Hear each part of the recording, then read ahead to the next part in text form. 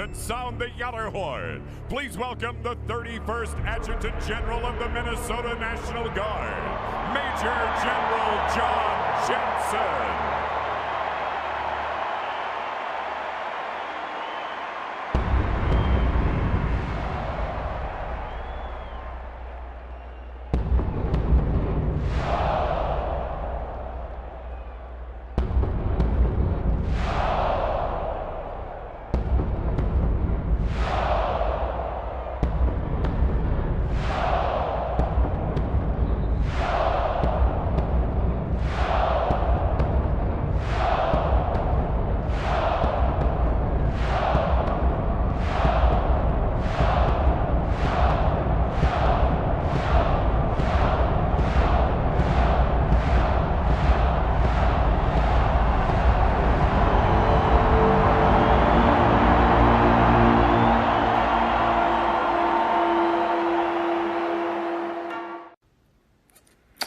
Well, hello, this is John Randall, Minnesota Vikings legend, and it is my pleasure to say, Minnesota Vikings fans uncensored, are you ready?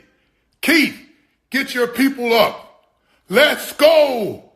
Skol, skol, skol, baby. Let's go. Let's go. What up, everybody? Everybody probably just being me and David right now. Huh? I am not disarmed tonight, good sir. Attaboy. Yeah. Look at us. How we doing, Fish? What's happening, my bro? I am right as rain. How about you? You know, doing good, man. Here we are. Things look different around the Let's Skol universe. It looks pretty awesome, man. What's going on here? Well, I kind of think we're starting to put some things together, David. It's not just a bunch of us sitting on camera talking football. We're kind of trying to make a little bit of a presentation about this. And I don't know, man, we might be able to make some chicken salad out of some of this chicken shit. What do you think? I'm hoping so, man. I think it's looking pretty good. Look, we got a real logo. Look at that stuff. We got a logo. I think we're streaming to other platforms, right? Are we doing that? Is that just an afterthought? Are we really doing that, right? Wait a minute. Hold on.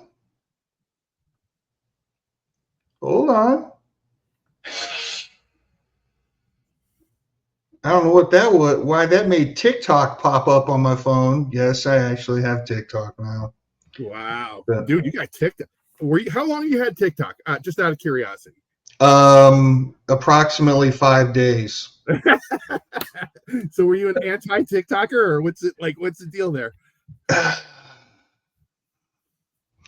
This is what I say to Keith every time when he asks me why I'm not more involved in the group and the Discord and all that other stuff. I say, Keith, I only have a certain amount of bandwidth. Yeah. And hey, we are live on Twitter. Right. Yeah. Do you have a Twitter account? I don't have a Twitter account. Isn't it X now anyway, motherfucker? It's an X account, isn't it? It's X. I don't know, man. It is X, David, but I'm going to still call it Twitter because that's how I know it as. I'm not Xing. I'm tweeting the whole 5 tweets I've ever put out in my whole life. Elon's not going to like that, though, man. Elon wants you to call it X. Come on.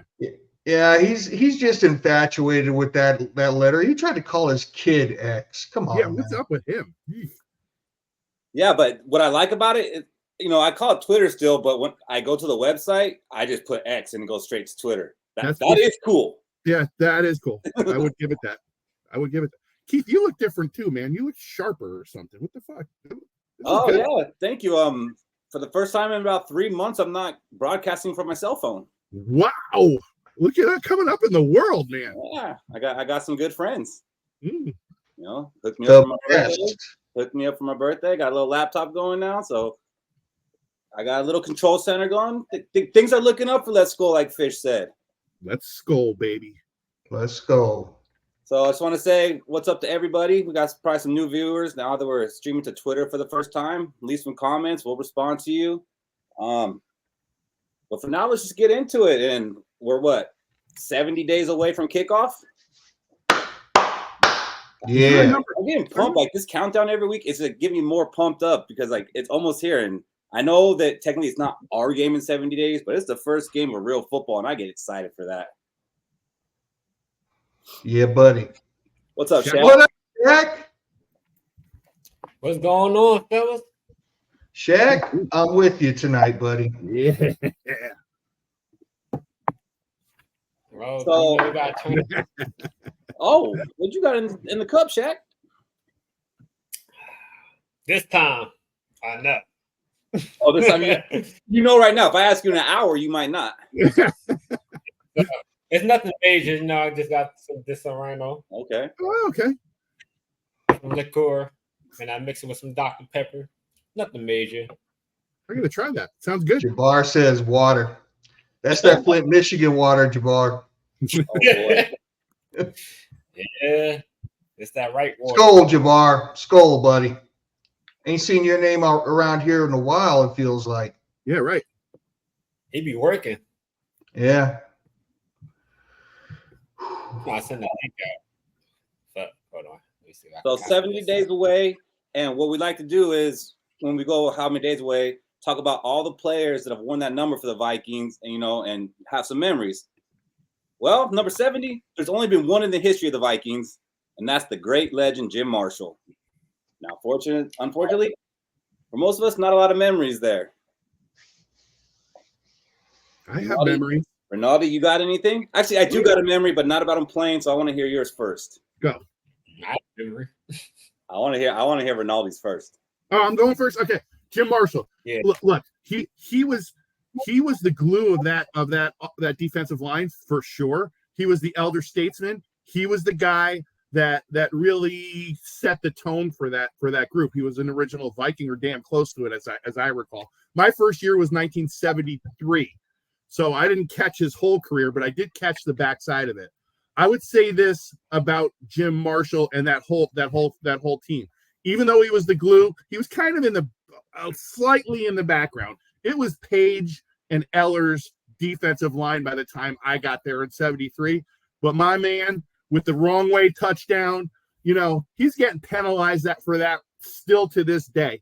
Can you imagine making one mistake in your whole entire life? There it is. Professionally, and having to fucking pay for it for 60 years? That is unbelievable that happens. It is, and it's crazy because he's played the most games with one franchise, more than anybody in NFL history. He played 18 seasons with the Vikings. No one's played 270 games with the Vikings. No one's played with one team that many times. So there should be more to his legacy, and there is. He's not in the Hall of Fame yet. Should be. Dude, those guys were so much smaller than what an end is now, too. I mean, he played at like 240. The dude played at 240. I mean, it's crazy. It's crazy. But look at him. The dude was an animal, too. Like, he'd come around the end. He'd power rush you. He would speed rush you. He'd do both. It was fun to watch that team. It was fun to watch that team hit the way they did. So my story is, being from California, I actually went out to a game in Minnesota when they were still in the Metrodome. I want to say it was 99 because Jeff George was a quarterback. And that happened to be Jim Marshall's jersey retirement day. That's when they retired the number 70, and he was the only one to wear it. And I was there with my dad. My dad had a few beers, so he was having a good time even when the game was over. And as everybody filed out, we did not. And then we started walking all the way down as far as we could. We got to the rails. My dad was asking, can I just go and touch the end zone? They're like, no, we have people who actually pay to come and do that. They're like, oh, okay. Right as we're about to leave, this big dude comes walking out. It's Jim Marshall. He's about to do an interview about his jersey, number getting retired and everything. He comes up to us, shakes our hand, big old claw, like shook my arm. And he talked to us for a few minutes, and that was really cool. It's probably way more cool for my dad, because he saw him playing, but it was really cool for me because, I knew who he was.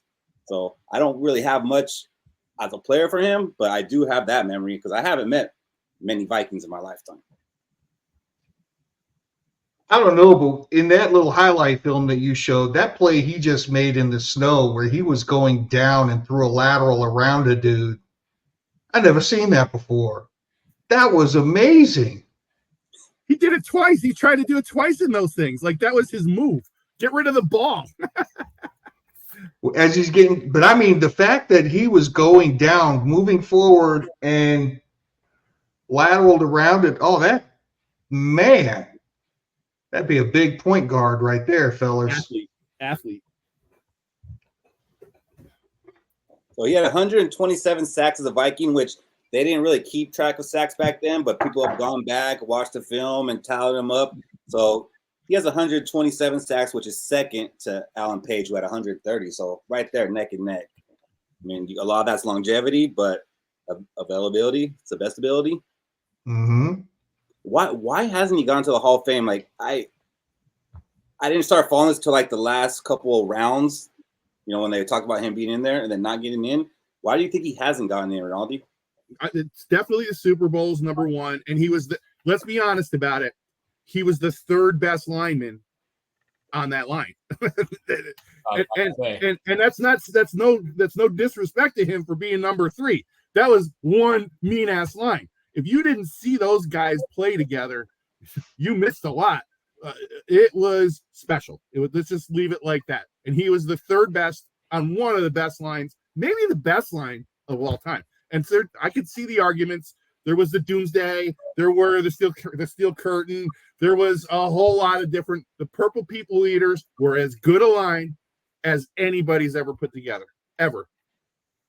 So he was maybe surrounded by too much talent around him. I think so, man. And had they won, he might be in. That's fair. Another thing that's been popping up in this last 24 hours, I don't know if you guys have caught it, is Adam Thielen back home, for the summertime. He was I saw him playing some football, and he was catching passes from a guy that looked really familiar. Trade a third rounder for him. Let's get him back, Mr. Minnesota. I didn't mean that to sound dumb. My bad. I'm still learning these controls. But yes, Adam Thielen was playing some ball with JJ McCarthy. Digging it.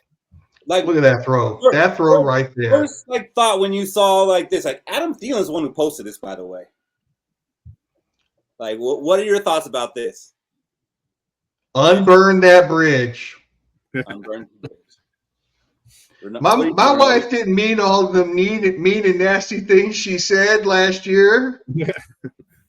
I know my role. I know I'm an $8.5 million a year wide receiver 3 now. I love Minnesota. Do you think there's some of that? Yeah, I think he loves Minnesota. He grew up in Minnesota. It's just I feel like towards the end of Kirk's career, Kirk always had a problem where he wants to force feed one receiver because it's easier to just focus on one weapon rather than trying to spread the ball out. So if Thielen wasn't getting 2-3 yards of separation, Kirk's going to just force feed the number 1 receiver, who was Justin Jefferson at the time. And then we had the problem where, if Adam Thielen's not putting up the yards that he did before, we're not going to pay him. What was his contract? 20-something million? $64 million over 4 years. The other one, we owed him $18 or $20 million, and we weren't going to pay him that. He wasn't going to pay that. So when he did that 1 year so far with the Panthers, he showed that he still kind of got something in the tank, and he'd be a perfect reliable target for a young quarterback like JJ McCarthy.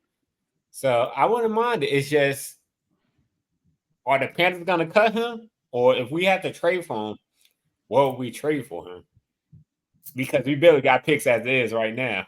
2025 6th rounder. I mean, I think at this point they're going to trade him. They're not really looking to get anything for him. It's just kind of just moving on, kind of doing him a favor. So I do think they are going to trade him. So what do you think, Rinaldi? Do you think there was some intention with him out there playing with JJ? And Cashman was out there too with them. So he's out there playing with 2 Vikings. Yes, I know. I didn't see it. So he's back home. I know you did it. Yeah, look, man. I don't. Is there something to it, man? It makes you want to hope so. I love the hope factor to it. I do not think there's a whole lot to it. But my first reaction, to your point, was let's look up Thielen's contract, right? And he's due $5 million this year. But if they release him, there's also another $9 million to the cap. that might be more than they're willing to swallow to let him go. I think we pay that $5 million all day with the 27 we have. He'd fit in great. There's no way you can rely on, and I don't take this the wrong way, guys. I'm not trying to be negative Nancy, but there's just, if anybody really thinks that your number 1 and number 2 receiver are going to play all 17 games, that doesn't make sense. If that's your plan, you're an idiot, right? Thielen will be a perfect guy to put in that number 3 spot, and to, he'll have spot starts because it's going to happen, right? And I'm not wishing badly on the top 2. He would fit perfectly. He would fit perfectly for the fan base. He would fit perfectly for everybody. I just don't know that the Panthers are willing to take that cap hit. If there's a way around it, man, it would be a beautiful reunion. I mean, the Panthers aren't really paying anybody too much money, so I mean, I don't think it's really going to hurt them that much. But no, you're absolutely right. It's crazy in this day to think that receivers or skill players are going to play every game, which is the big reason that I wanted Powell back. It wasn't necessarily I wanted Powell to come back and be wide receiver 3. I wanted him to come back so he could be wide receiver 3 when somebody went down. If he starts off wide receiver 3 and Addison goes down, now he's number 2. That's probably not a strong situation. No. So I do think with Thielen, there was some intention there because he's in Minnesota. He's got to know a lot of people, some college quarterbacks, some guys that already played college. They can still throw the ball. Like, he could have found somebody else to do the workouts with. But no, he went to the Vikings, new golden boy and future of the franchise, went out there with him, recording it, and posted it himself. Let's say this about it. Adam Thielen is a Viking, and he will always be a Viking. Unless Lowe's here, then no. I'm not He's a Viking, man. Let's be honest. I will say this. I kind of miss those red zone touchdowns. Mm-hmm. Yeah, no, like if we can get him back at a reasonable price, not giving up a lot of draft capital, like I'm saying, a 6th rounder next year or 2 years from now, a 6th rounder, just something to make it happen. Mm-hmm. Like, we can do a Cam Akers trade. Like, okay, we'll give you a 5th rounder next year, but he has to get 2,000 receiving yards. Right. I mean, that's just kind of the way the 1999, buddy, your ankle's getting tore up. Hey, we'll do him like Zimmer did Adrian Peterson. Oh, it's time for you to sit, pal. About to break that record? I don't think so. We're a defensive team. We don't need that around us. Adam needs to learn to turn off his wife's Twitter, Robbie says. Oh, I agree, Robbie. Robbie. I hope Robbie's wife doesn't see him talking about wives like that. So, yeah, I mean, that's just a little speculation. It's jumping out. I mean, it's late June. There's not a lot going on. But I don't know. I feel like there could be something to it. I'm not saying that the Vikings have interest, but I do think that Thielen might be kind of trying to knock at the window. Hey, I know you got a boyfriend, but we did have a good time together. So we'll see what's up with that. I didn't really like her anyway. I'm thinking about leaving her over this, to be honest. What she did really wasn't right. Mike Reedy has entered the building. You may now move about the cabin. Quick, please. Another thing I saw was NFL Throwback, which is an account that the NFL runs, and they show a lot of highlights from back in the day and stuff like that, which I really enjoy because like that reminds me of like the football when I was a kid when it was just the biggest thing on the earth and the players were just celebrities and all-stars and like they played the game hard. So I actually really like that account. But they came out with Mount Rushmore for every team. And who do you think they picked for the Vikings? Like one player, Fish. Who's on that Mount Rushmore? Gotta be Fran. And it's on there. Ronaldo? Yeah, I mean, Page is probably the best all-around player for Minnesota. Page is on there. Shaq? Well, since they chose people who played before my time, I'm going to say Randy Moss had to be on there. And that's kind of where there might be some disconnect here. Randy Moss is actually not on there. Adrian Peterson was on there. And Chris Carter. So, Shaq, with you saying Randy Moss, how do you feel about Chris Carter being on the Mount Rushmore over Randy Moss? So it's kind of like it has nothing to do with more so Chris Carter because he was a phenomenal receiver for us.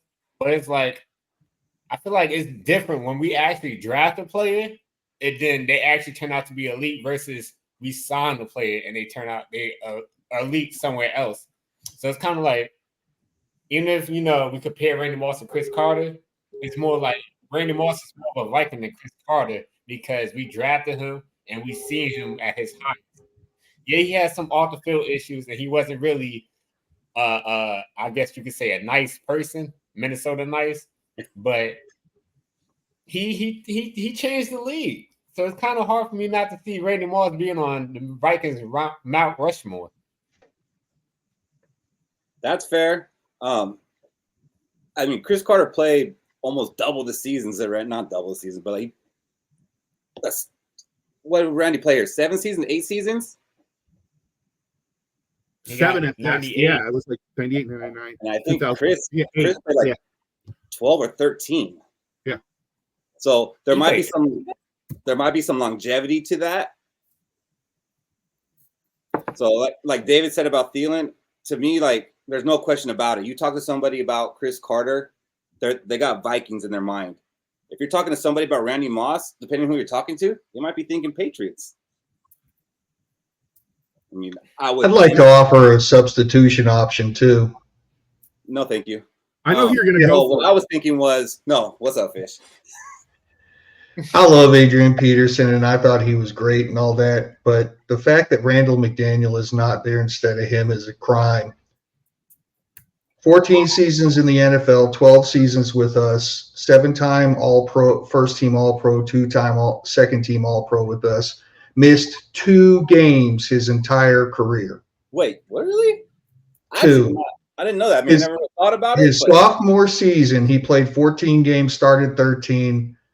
The rest of them, I think his rookie season, he was in 16. He started 15. He was in and started like every game his entire career. Dude, that's freaking pretty amazing. And that's pretty crazy. Like, I've never heard that when I hear people talk about him. He's got the 80s curse, right, Fish? 88, yeah. I don't care what anybody says. If somebody says who's the best guard in Vikings history, most people are going to say Steve Hutchinson. It is not Steve Hutchinson. It was Randall McDaniel. And anybody that says it was Hutchinson didn't see him play. That dude was a powerhouse and an athlete. Unbelievable. I can agree. And now that I think about it, the fact that he was drafted in 88, the year after, the draft after we went to the NFC Championship game again, the forgotten NFC Championship.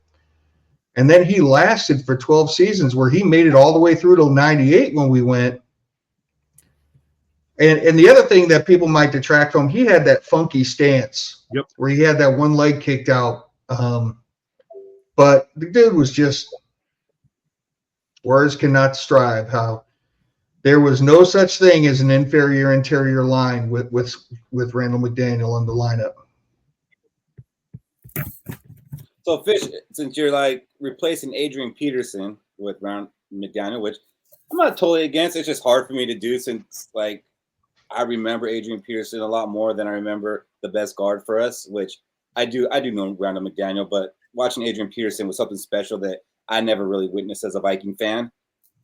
What would be your Mount Rushmore? And it doesn't have to necessarily be from inception. It could just be from your time really focused in on the Vikings. Just what is it and how you qualify it? Are we saying best players or favorite? This one I'm going to go like with the greatest. Like who are the greatest? Who should be the Mount Rushmore? So on this one, it was Fran Tarkenton, Alan Page, Chris Carter, and Adrian Peterson. How are you revising that? Even though I was little, I'm still going to say Fran. He's the entire reason I'm a Vikings fan, watching him, being a kid, watching him around. Fran. Then I'm going to go Randall McDaniel.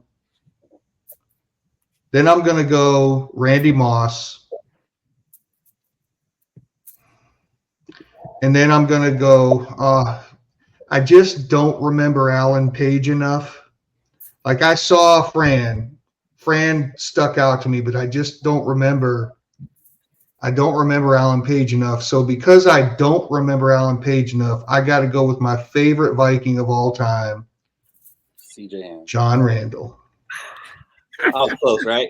CJ Ham made me laugh. John Randall's a good pick, though, Fish. I love that. Yeah, it's a really good pick, Fish. Yeah.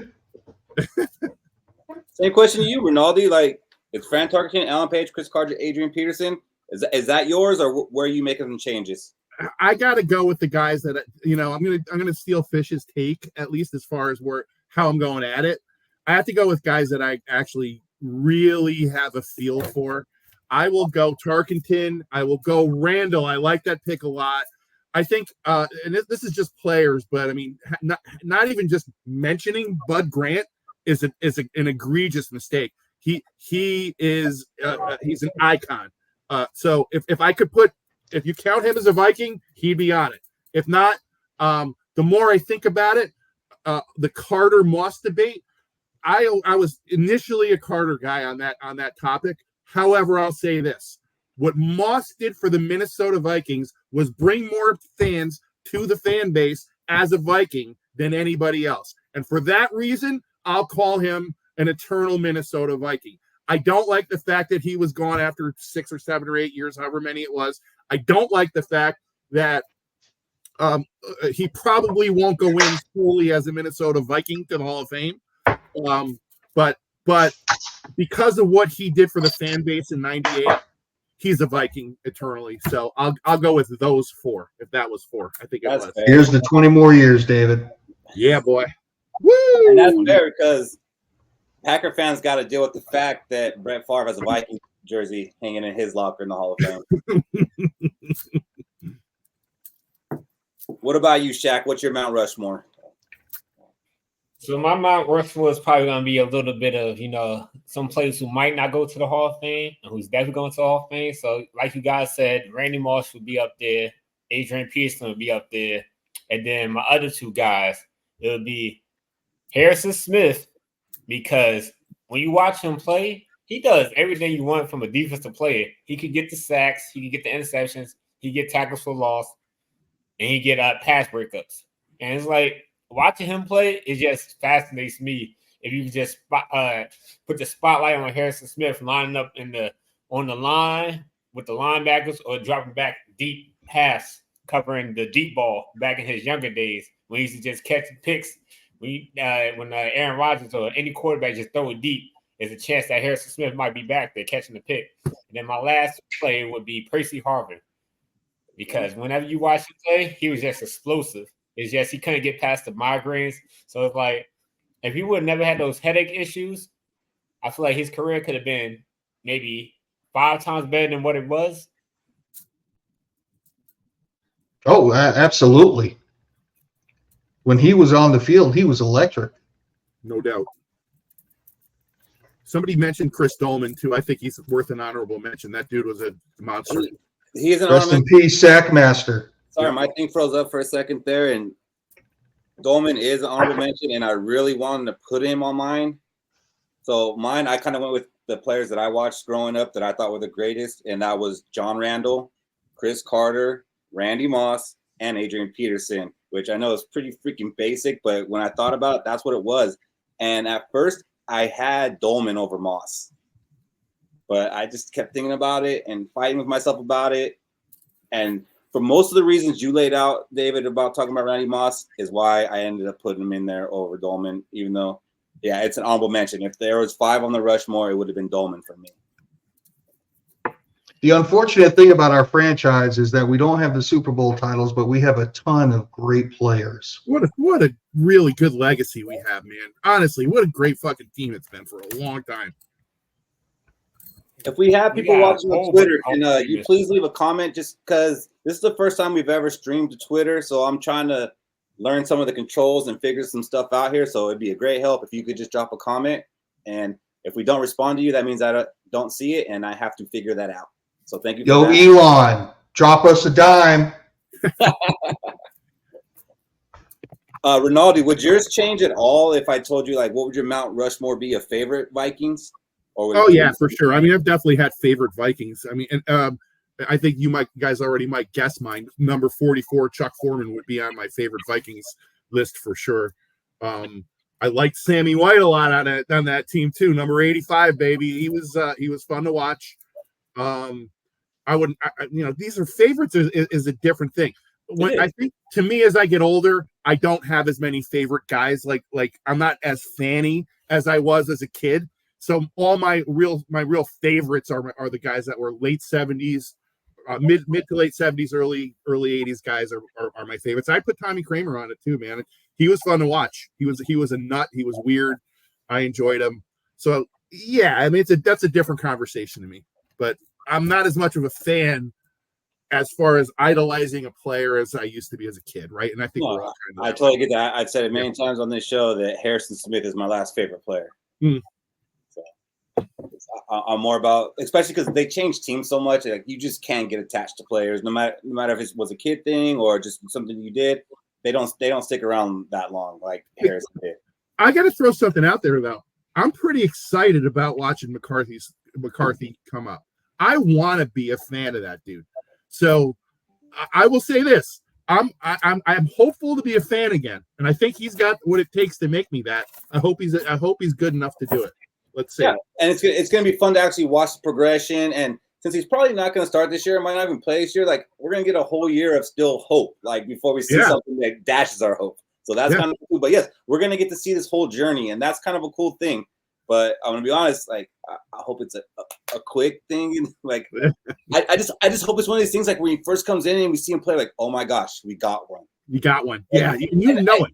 And I know it doesn't have to be that. Like he can come out and have a dud and things to get better, but I just want that feeling of, oh damn, we might have something here. And how many times have you had it though? Peterson, Moss, Percy Harvin. I had those feelings that the first time you saw those guys play, man, you're like, what is this? We got something here. Well, how great would it be to have that from a quarterback? Yeah. Yeah. So what about you, Fish? How would your Mount Rushmore look if we were going off like your favorite Vikings? All right. Well, John Randall stays on. And then we're going to Warren Moon, Scott Studwell. Yeah, he was back in high school. Scott Studwell, man, just that picture of him with the bloody jersey. He just looked like a damn football player. And I'm going to give a little recency bias to my fourth because it was real hard for me to come up with a fourth.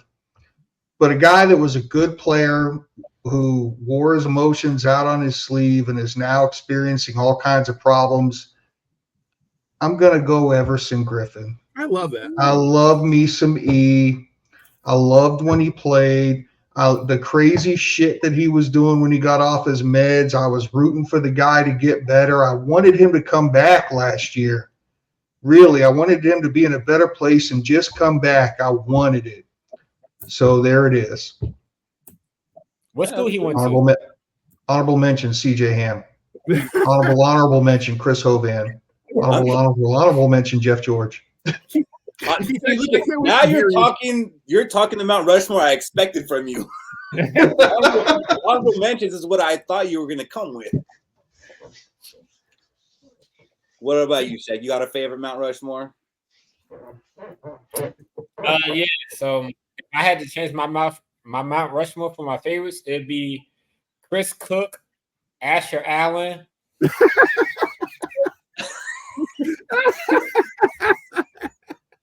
Corey Rubin, Bashard Breeland, and Gus Farrat, the underachievers. Okay, I actually believe you about Gus Farrat. I don't know about the other ones. But my Mount Rushmore won't change. It stays the same. My favorites is who I would have on Mount Rushmore. Come on, man! You got to put Terrence Newman in there somewhere. That man played until he was my age. See, he's not crazy. Fun fact about Terrence Newman. Oh, let's hear it. I was so mad because I was like, man, why do we have Trey Waynes? Start Trey Waynes. We got Terrence Newman old ass playing these games. I'm like, we just drafted the cornerback with the 13th pick, put him in. We had Trey Waynes on the bench for 2 years. I just remember every offseason I'd see that article that says Terrence Newman went back in to work out, see if he could still do it, and then he was on the team. And I was like, oh my god. Like, oh my god. So me, I probably keeping Jared Allen on there. Jared Allen's a great pick. I didn't mean to put Jared Allen there. I read your comment and fucked me up. Come on, dude. It's a great pick. Well, he was like a favorite, but he probably wouldn't make my Rushmore. John Randall would make it. Chris Carter would make it. Then I'm probably putting Dolman on there. And then Robert Griffith. I really liked him. I'm going to tell you something. That's a great pick too, man. Your Mount Rushmore is going to have a hell of a lot of sacks in the season. Yeah. Hey, I'm going to make the Allen, Dolman, and Randall. It's not really Allen. I didn't. You're right, but I didn't have Randall. It's Chris Carter over Jared Allen for me. How is Case Keenum not on your Mount Rushmore? Because it's only one season, I just can't get him there. I don't know, but if I had to put together like my best team, he might be the quarterback. Hey, yeah. I'm just saying, he might be the quarterback. He might be leading this Mount Rushmore on the field if I had to do it that way, and maybe I will have to do that in the future episode. Each of our all Vikings team, huh? Yeah. Fill out our own roster. Something to think about. Yep. So Pete Prisco from CBS, he puts out his top 100 player list every year. I don't know how long he's been doing it, but he put out his 2024 one, and we had 3 players from the Vikings represented. Can you guess who they were, Fish? Kirk Cousins, Daniil Hunter. No. I mean, keep going. JJ, obviously. JJ's on there. I wouldn't think Hitman because he's getting too long in the tooth. Who else? My God. Aaron Jones? Did Aaron Jones make it? He did not. He was an honorable mention, though. So not bad. If I don't say Cashman, you'll never let me hear the end of it. I really can't think past JJ who we would have that would deserve to be in the top 100. If Cody were here, I'd say Caleb Evans would be on there, but he's not. Then if you're doing it in Cody's honor, I'm going to drink. We have a thing on here where our guy Cody likes to bag on Caleb Evans. So every time he does it, we take a drink. He thinks that Caleb Evans is getting cut. And if you're wondering, Cody's not here tonight because he is with his beautiful wife on his anniversary, looking at the star he purchased for her. Mm-hmm. Guys, we have to take another drink because earlier I mentioned 87.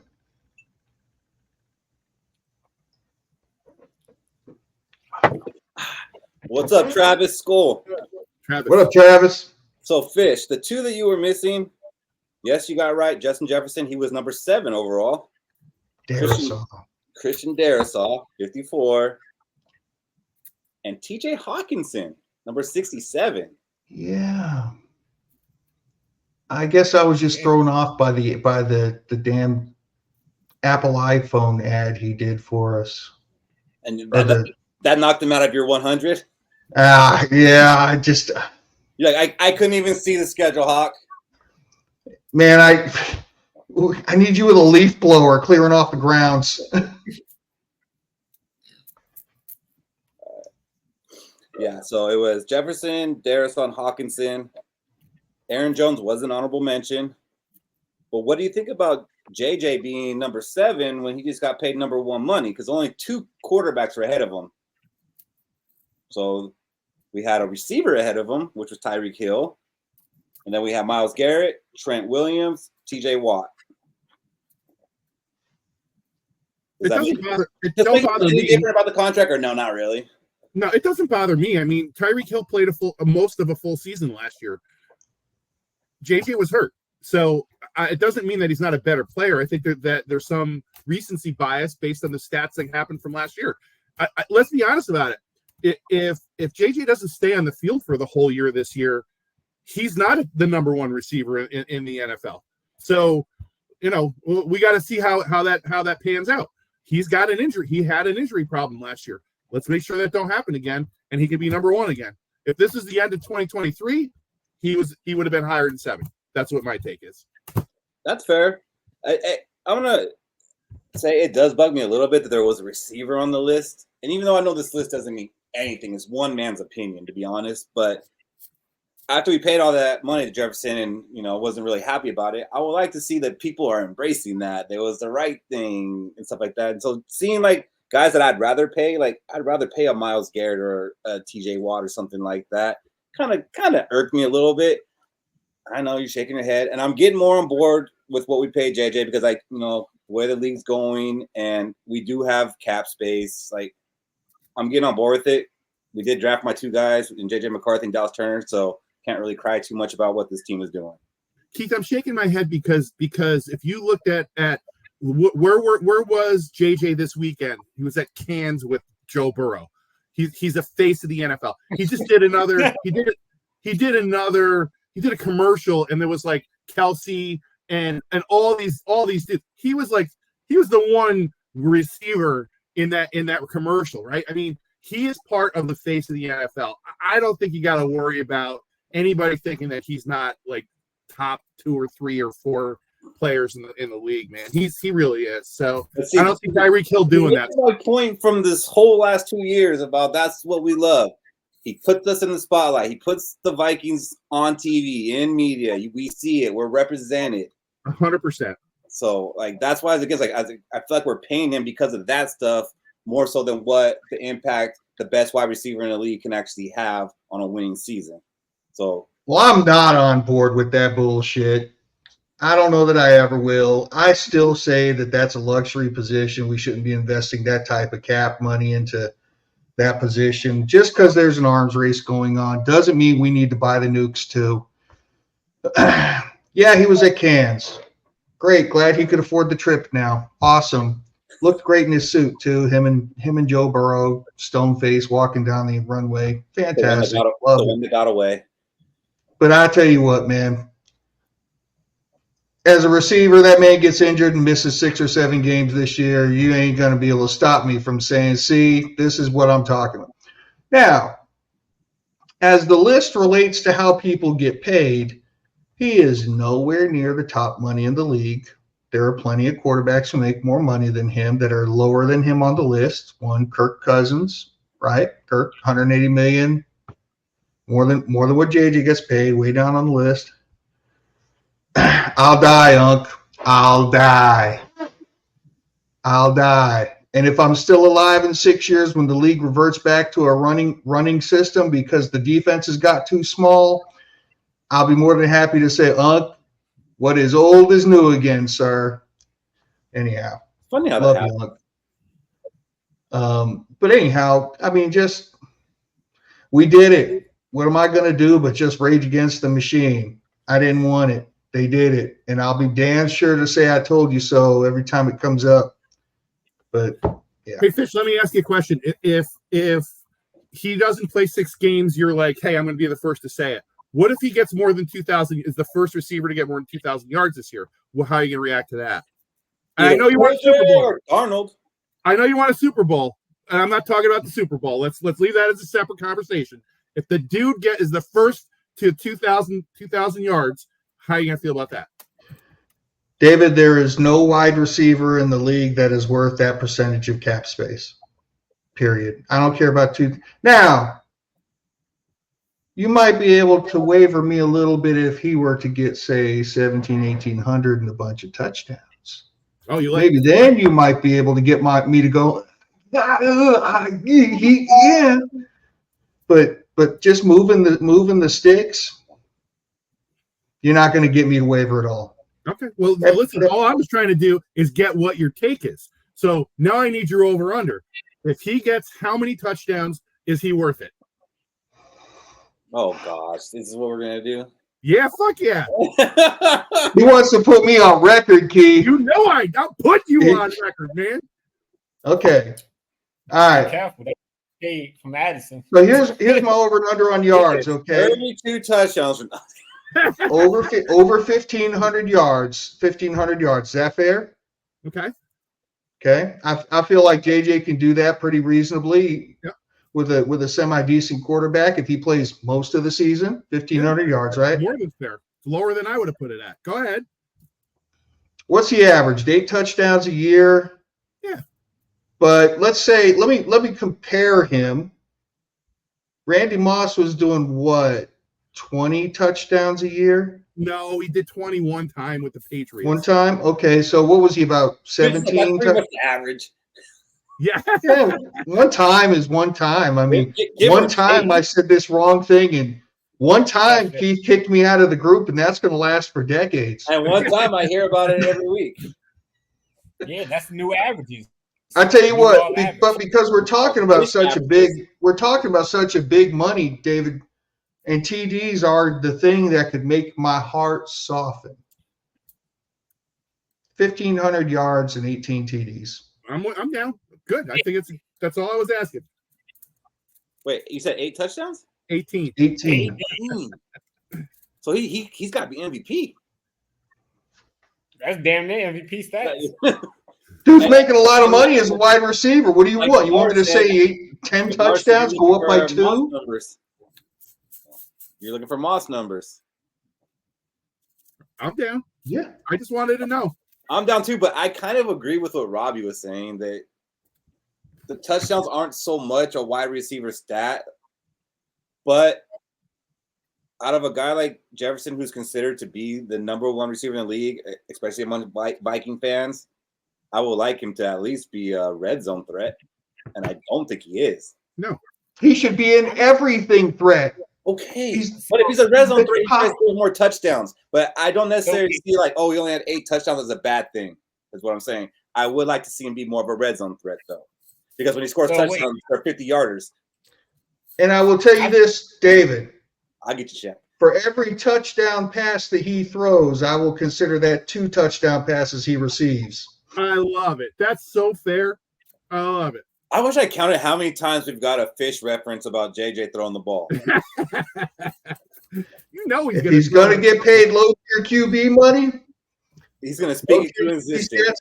Work. So what are you going to say, Shaq? I was just going to say, so with JJ, it's more so like, I feel like it's more so on KOC to scheme JJ in the red zone, because at the end of the day, if we're in the red zone, the defense is more than likely going to triple team or double cover JJ because he has a target on his back. He's the best player on the field, so they make sure the ball's not going to him. That opens up for Addison or TJ. So the only way JJ is going to get more touchdowns is if Addison and TJ is so great that they can't double cover JJ no more. I believe JJ could get the red zone touchdowns because Adam Thielen was doing it. But Adam Thielen had a receiver opposite him, so where he don't have to worry about double teams, and he can just do a quick move and get the little contested catch in the back of the end zone. I mean, I feel you, Shaq. The thing is, it's a lot harder for me to all 22 it and watch him draw double and triple coverage so somebody else can score. It's a lot easier for me to just see him do the gritty.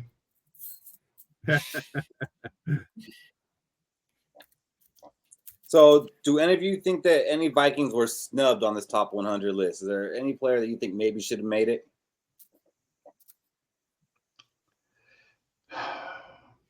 Maybe Brian O'Neill. I'll say it first because nobody else is answering. Maybe Brian O'Neill. No one loves him. I don't either. But maybe Brian O'Neill. Maybe he might be on that list. That's the only one that came to mind for me. What about Metellus? I don't think he doesn't play a position. I think that's his problem. I think that's what makes him. No. I agree. But when you're making lists, I think it makes it hard to put him on a list because you can't put your finger on what he is. So until he has a bunch of sacks or a bunch of interceptions where you could say, oh, there's a stat that he's like popping at, I don't think anybody's going to notice him except the Viking fan. I got one. Redmond, our recent signing. Well, they're only going to get that if they watched last week, Fish. That's why you guys got to watch every week, because sometimes we bring that shit right back. Mm-hmm. What about like Jordan Addison? If we had to let one go, who would you let go? Hawkinson or Addison? The fact that that's a tough decision says something. And Hawkinson was 67. I'd rather have a tight end than a small wide receiver. I think there's more. Robbie, get out of David Rinaldi, please. I love Addison. Come back to us. I think he's got some upside still. I think Hawk is a top 5 wide receiver or tight end, and Addison is a top 25 wide receiver. There's a difference. Also, because the tight end is more so easier to get the ball to if they're elite versus a receiver. That's why, Patrick Mahomes, he don't got a number 1 receiver, but he does got a number 1 tight end, and he relies heavily on Travis Kelce. Right. But imagine Patrick Mahomes had almost 2 number 1 wide receivers and Josh Oliver. I don't think Oliver's going to do it. No, you're missing the other part with 2 number 1 wide receivers because Addison is inching towards that 1B. I think he's going to be great this year. I think that you're going to see some serious improvement out of the dude. I just don't. He's still just a kind of a one-trick pony. There's things he can't do. I don't agree with this, and I don't know. This is going to have to become a debate or something. Where does this come from? Because you kind of agree with them, Rinaldi. So I'll say this. It's the money situation, though. So it'd be cheaper to pay a tight end like Travis Kelce versus paying 2 number 1 receivers and trying to build a team around that. That's why I'm pretty sure the Chiefs would prefer to have a elite tight end versus 2 number 1 receivers. As a matter of fact, if I recall correctly, 2 years ago, they had Tyreek Hill. Travis Kelce missed a few games, and they were absolute garbage. They lost like 2 of those 3 games. Yeah, they need him on the field. They looked horrible, even though they had Hill, because Mahomes was trying to force it to Hill, and he looked terrible. They need him on the field.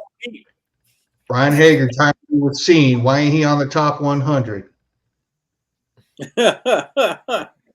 He's on like the bottom 10. Yeah. That guy's not making the roster. So I don't know if you guys saw that there's some talk about the quarterback contracts, which I don't think anything's going to come of this, but I do think it's good that the talk is starting. There's currently 11 quarterbacks that account for 20% of their team's salary cap, which is a pretty big freaking hit. It makes it hard to keep other star players if you have other star players or even like really good players together. So I don't think it's been a total collaboration, but I do think there's been owners talking about possibly making the quarterback's salary cap separate from the rest of the team or putting a percent cap on how much they could take up of the total cap. What do you think about what they're trying to do right now, Rinaldi?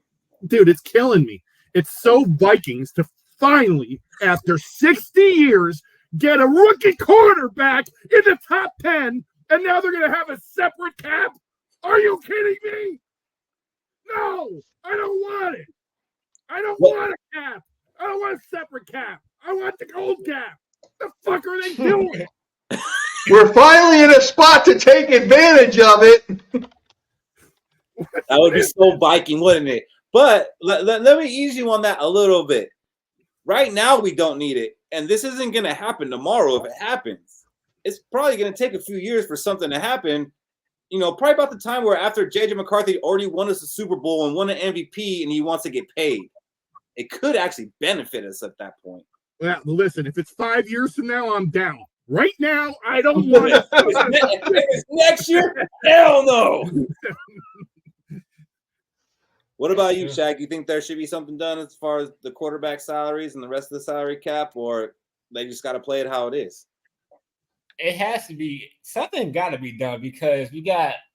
I want to say, I probably say good quarterbacks, but I want to say mediocre quarterbacks making money like they won the Super Bowl, hundreds of millions, and they just this other mediocre quarterback getting $40 million. I should get $45 million because I'm just as mediocre as him.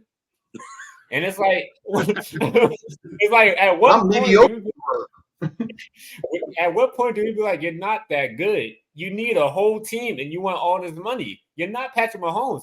That's why the Chiefs got ahead of it and said, you know what, Patrick Mahomes, we'll give you that 10-year deal, and then we're going to constantly restructure so we can fit in that percentage of the cap space. So I feel like, if you're not on that type of tier where you could, take your team to the playoffs, if your number one receiver gets hurt, if your running game is not working, if your defense is just trash, if you're not that type of quarterback to overcome those things, you don't deserve to be paid 50, 40 million. You deserve to be paid like 20, 35 million. And then let the team actually build around you rather than you saying, oh, I'm the team. No, you're not. You're just the quarterback, and we need a quarterback. So there needs to be a separate cap for the quarterbacks. Do you think that they should make something separate and like have that cap for the quarterbacks, or do you think it should still be within the salary cap, but like they cap the percent that they could take up? I say give them a separate cap. Let them make hundreds of millions. So we could prove to see. Well, now the quarterbacks don't have to worry. We don't have to worry about the cap space for this quarterback. Now we got all this money. We could build an actual team, and let's see who really is the best quarterback. Okay. What do you think about all this, Fish? All right. So my initial reaction was kind of opposite the logic Shaq was using. When I saw a separate number and percentage and held separate, I thought, okay, there's going to be the Tampa Bay Buccaneers fan base that's going to say, hell no. We've got Baker Mayfield for 3 years, $100 million. So we've got our guy that's got a lower cap percentage hit that's still a pretty decent quarterback, and you are negating our ability to use his lower cap hit to build a team around him because he's taking up less of the cap space. So if they go separate, you take that out because it's going to negate the effect. So you're going to have a player like Baker Mayfield, who I actually think would be more likely to get paid more money over a situation like that. Well, we can't exactly take advantage and build a team around him. We might as well pay him $45 million a year because why not? Why not? The revenue shared anyway. It's not really our money if you think about it. Revenue shared. As for keeping it together and capping, like putting a hard ceiling on the cap hit percentage that the quarterback can have, well, with all these 5-year agreements, how can you actually predict what the cap's going to be 5 years from now to be able to do the numbers right? Or, does the contract have a stipulation that's going to say, hey, Mr. Quarterback, this is what your contract says, but in the event of a cap hit regression, you're taking a pay cut. Yeah, I'm going to doubt that, but on the same token where the cap's more likely to go up, they don't get a raise either. I think they sign for, if it's 17%, they sign for 17%, 5 years, and that's what they make. Oh, so you're talking about like an actual flex with the cap. So they're going to be like, come on, TV deals. Come on, TV deals. Oh, no. I'm saying if they sign their deal and 17% was $52 million, then they make $52 million a year no matter what happens with the cap the next 5 years, whether it goes up or down. So you're saying keep the slot, the position, no matter what kind of thing? Or that like that no, you don't get it. Like you cap it. Like a quarterback can only have 70% of your cap, and that's probably at the time of signing. Yeah, I like that actually. Okay. Yeah, I like that. Yeah, whatever the number is. It could be up to 20, whatever the number is. It's relative. I love that. That's a great idea. What I like about what they're trying to do is it kind of stops what Shaq was talking about, where it's like the mediocre guy gets 40, so the next mediocre guy needs 42. It kind of stops that. It's like, okay, top tier quarterbacks, right. The most a top tier quarterback can make is this much. And that's it. And that's what Patrick Mahomes is making. And you're not close to Patrick Mahomes, guy. So I think it kind of puts that next man up into check. Your point is great, too, because what you're saying is that it's a percentage, not a dollar amount. That's where I think we all get like all crazy about stuff is the dollar amount. It really should be a percentage. And sometimes I don't think we're football guys like me. I'm kind of dumb. We don't always, hey, what's up there? What up, Dylan? Skol, buddy. we don't always get that. Hey, I just want to make a real quick point before we go to Dylan on this. And by the way, Dylan, you're muted. There was an antitrust thing that happened today, to Fish's point, where it could go backwards, and nobody was predicting that. And generally speaking, it always goes up. Dylan, you're on mute. Oh yeah, I was muted because I was waiting to hop on. I didn't know if you wanted me to shut up. I was walking and stuff, and all of a sudden I just get put on the screen. I'm like, oh. I mean, once you're in the green room, you got to be ready. Keith, an opportunist about that. I'll look. Be all like, yeah. Oh, there it is. I'm literally watching. It's like, okay, he looks cool. He looks cool. Now. Right. So what do you think about what we're talking about right now, which is the quarterbacks getting a separate salary cap or being capped at a % within the current salary cap?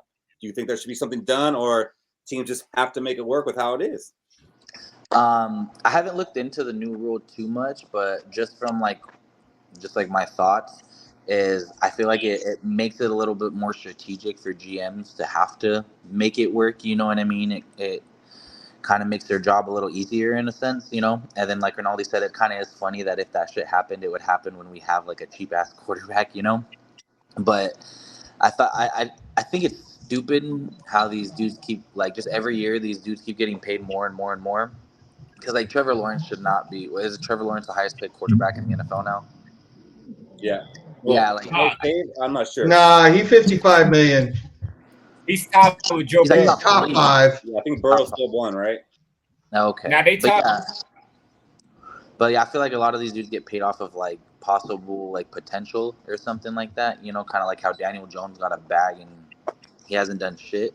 Yeah, I just think it's crazy how these dudes keep getting paid more and more every year. I feel like it should be like I don't know if it would be possible, but like make it like a pay increase every 3 years. You know, like I don't know, but you think something needs to be done? It can't just stay how it is, or what? No, I mean it can. I guess when I say like it's just crazy how the cap works, is just as a whole. You know what I mean? Just as like players in general, you know, just like how much you see these players like starting to get paid now more and more and more every year. But no, I mean, keep it the way it is. Like make the GMs be strategic. You know, make them work a way around. I don't know if you guys can answer my question, but if it did have like a certain thing for quarterbacks, like how would that work? Like, would everybody just get paid the same amount of money as a quarterback because you got it, or like? Would it fall into tiers? Like you have to qualify for a certain contract? Well, no. So like the two things that I saw when I was like doing a little bit of research on this was there would either be a separate salary cap for quarterbacks, and the most you could pay a quarterback would be like, let's say it's $60 million. You can't pay a quarterback more than $60 million. So it just stops. And that doesn't affect your salary cap, but that doesn't affect the rest of your salary cap. All the other players are on their other salary cap. A quarterback basically has their own, and they're $0 to $60 million. What you're allowed to pay a quarterback, and that doesn't affect the rest of their cap. Or there's a thing where the quarterback is still part of your salary cap with your whole team, but they can only go up to a certain percentage, like 17%. They're only allowed to take up 17% of the cap. Okay, those are the two things I've seen being discussed. So it's kind of capping what the quarterbacks can ask for in a way before it gets like carried away. I think both of those kind of prevent mediocre quarterbacks from getting Patrick Mahomes money, which they are getting right now because it's kind of open. What's up, man? We got Jeremy? No, this is Jabbar here. It's Jabbar, dude. Jabbar, how you doing, bro? Finally got my kid to go to sleep. I didn't recognize you in the break room or with the kids in the background. Yeah, or the Zubaz. Or the Zubaz. So, you know, but to the quarterback thing, two things, right? First thing, I always felt like you should be allowed to, how like the NBA, how they can spend more on their own players that they drafted. I always thought that was something the NFL should be able to adopt. And secondly, when it comes to just the capping them, I don't think we should do that. It's just on GMs. Because I feel like just because a player, like prime example, Ryan Tannehill, Tennessee paid him all that money for what? You paid him on based off what you think he's going to do, not what he can do. And that's what most GMs in today's time is pretty much paying these guys off. That's why Tannehill gets money. Sorry, Kirk Cousins got the money he got because you think he can do this. Not can he do it. Like, example, Ozzie Newsome from the Ravens. When they won the Super Bowl that year with Trent Dilfer, you know how much money he's probably going to get paid if they re-signed him? A lot of money. But why didn't he get signed? Because why would you pay him for something that you know he's not going to do again? So part of that is these quarterbacks get so much money because it's like you get stuck in you feel like, oh, this is the only guy we got. Who can we get? No, you don't got to do that. Let these guys walk. If you feel as though this guy really can't do that, let him walk. There's no shame in that. There's no shame in it. Let him walk. Save the money. So capping them or making a separate salary cap for them wouldn't help that. A Dak, that's like Dak right now. Dak's in the they don't even know what they want to do with Dak right now because of how up and down he is. Now, if he goes out and has a great year, they're probably going to pay him. But what if he flops? They're probably not going to want to pay him. They're going to let him walk. I just think you got to really GMs have to be more thorough in what they're looking at the quarterback position. You got to be more thorough. Just because you think a guy can do something, don't mean he can do it. You got to go off of what he really can do and what he brings to the team. Right. That's what I really think about that right there. I like what you said about the NBA about being able to sign your own players. Yeah, just the guys you drafted, be able to, like how you can go over the cap to keep them. I think that should be a thing for the NFL. That'd be very good. It helps keep ingrown talent. Because I like the idea of trying to keep a team together, to actually be a team. Yeah, because you can do that with that. That's how the NBA are able to keep certain players in certain teams, certain players like Giannis Antetokounmpo in Milwaukee, because you can go and overspend to keep him there. Another team can't come in and go, all right, I can give you this, and then he's gone. Yeah, but Jabbar, isn't the NBA the perfect example of the league that lets guys leave and have super teams though too? I mean, it doesn't prevent that from happening. I would say that right there is because of the way that their whole salary cap is set up and how their contracts are. But that's what we're talking about. The average NBA contract is only maybe 4 years, and that's if they don't got the player option to go along with that. So it might be 3. Right, but it doesn't prevent it from happening, which is what your point was. Right, but you only put 5 people on the court, so you only need 3 good players. Like in the NFL, you try to get 3 good players. Just over time, because their cap is very, very broad in the way they do things. That's why I said you should be able to sign your own homegrown talent. Like, let's say McCarthy blows up, we should be able to spend to keep him here. There should be an advantage. I agree with that, and I never really thought about it that way. All teams, all your homegrown talent. I like it in principle. I just don't know that the NBA is the right analogy for it. So I'm not saying I only went with the NBA because they're the only sports league that does that. They actually can overspend versus what they have in the cap to keep them there. Yeah. Like, I don't want an uncapped league because that'd just be crazy. But my first reaction when I said, about it, making a contract where the quarterback can make, say, 17% is the cap. Patrick Mahomes, you're getting 17% of the cap. At first, I thought, no, you can't do that because if the cap goes down. But if the quarterback contract was based on a cap percentage of 17%, okay, so let's say Patrick Mahomes gets paid and he's 17%, but 2 years later the cap's gone up $40 million, and somebody's going to get paid 15%. They're still making Patrick Mahomes money. But if you did the contract as a percentage and said, Patrick, you're the top QB, you're getting 17%. Trevor Lawrence, well, you're going to get 15%. No matter what the cap goes up to, Trevor Lawrence is still making 2% less than the best QB in the league. But again, that goes back to what I said. You can't pigeonhole yourself because you think this is what he's going to do. That's the mental decision that they make.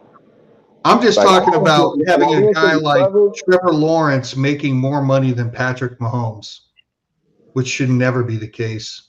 No, it shouldn't be. It shouldn't be, but at the same time, remember, you're Jacksonville. Who else are you paying?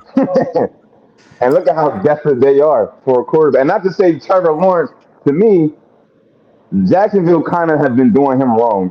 You screwed over by giving him Urban Meyer. And I'm a Gators fan, so I hate to admit that. But Urban Meyer ruined that first year, ruined him. That was not a step in the right direction. That was like 2 steps back. So you got to not fault him there. And then on top of that, as far as watching him play, I can look at him and see that he's definitely good. You just got to see what he can do with real talent and a real coach around him. I think Doug Peterson's good for him. At least it's not like Urban Meyer wasn't at all. At least it's not like LA Dodgers where people can just like put contracts like, "Hey, you could pay me in 30 years." Oh yeah. Every player would there would be no players at training camp. What's up, So Shaq? it's kind of like, so basically, it's like you got to think about when Patrick Mahomes signed his contract. At the time, he was like top 3 players in the NFL getting paid, and they signed him a while ago to that contract.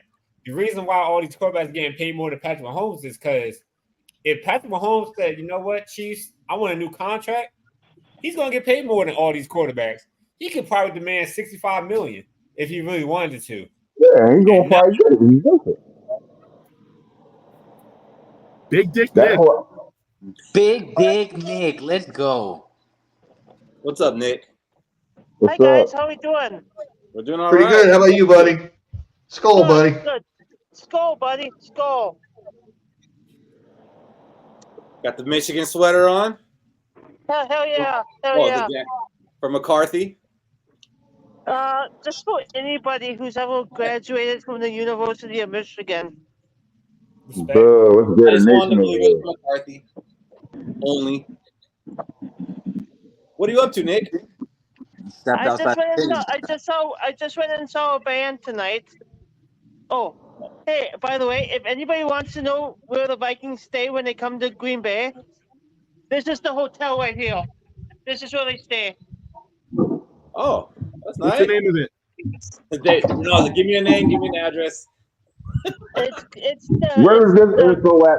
It used to be the Paper Valley Hotel, but now they've changed names so many times. Unlike the Green Bay Packers, it changed owners. I'm just going to sit on this random chair. Change owners. Well, didn't make people pretend they were owners. There we go. I just sat on a random chair. There you go. You look comfortable. Does it feel cheap? Does it feel cheap?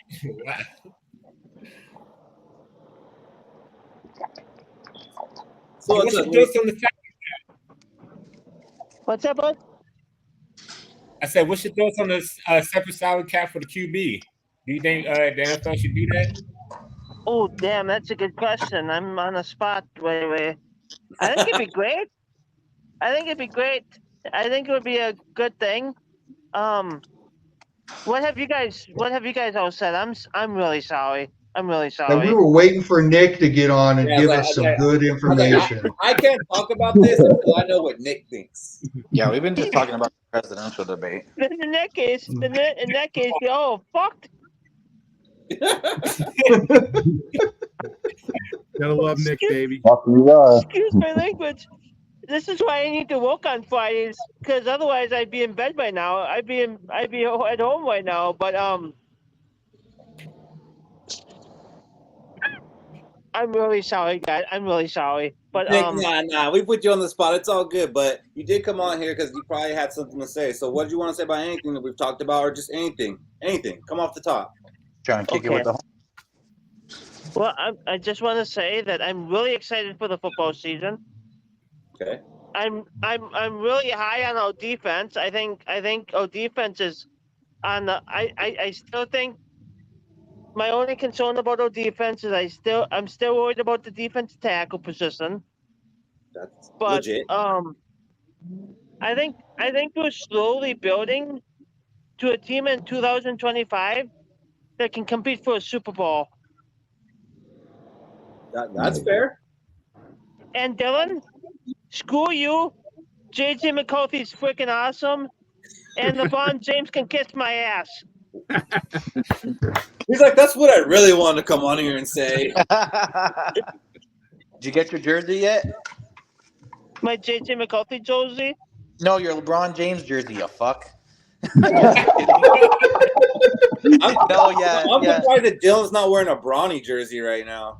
Oh. Is that who I'll the get Lakers mine. drafted? I His actually. son. Oh, Jesus, goodness gracious. For the Lakers. That was probably the More greatest draft Lakers, I've Nick. seen in years. I Anyways, really like Dalton Connect, so that's who I'll anyways, probably. But you your guys JJ were talking McCarthy about jersey. you guys were talking about Jim Marshall before. Yes.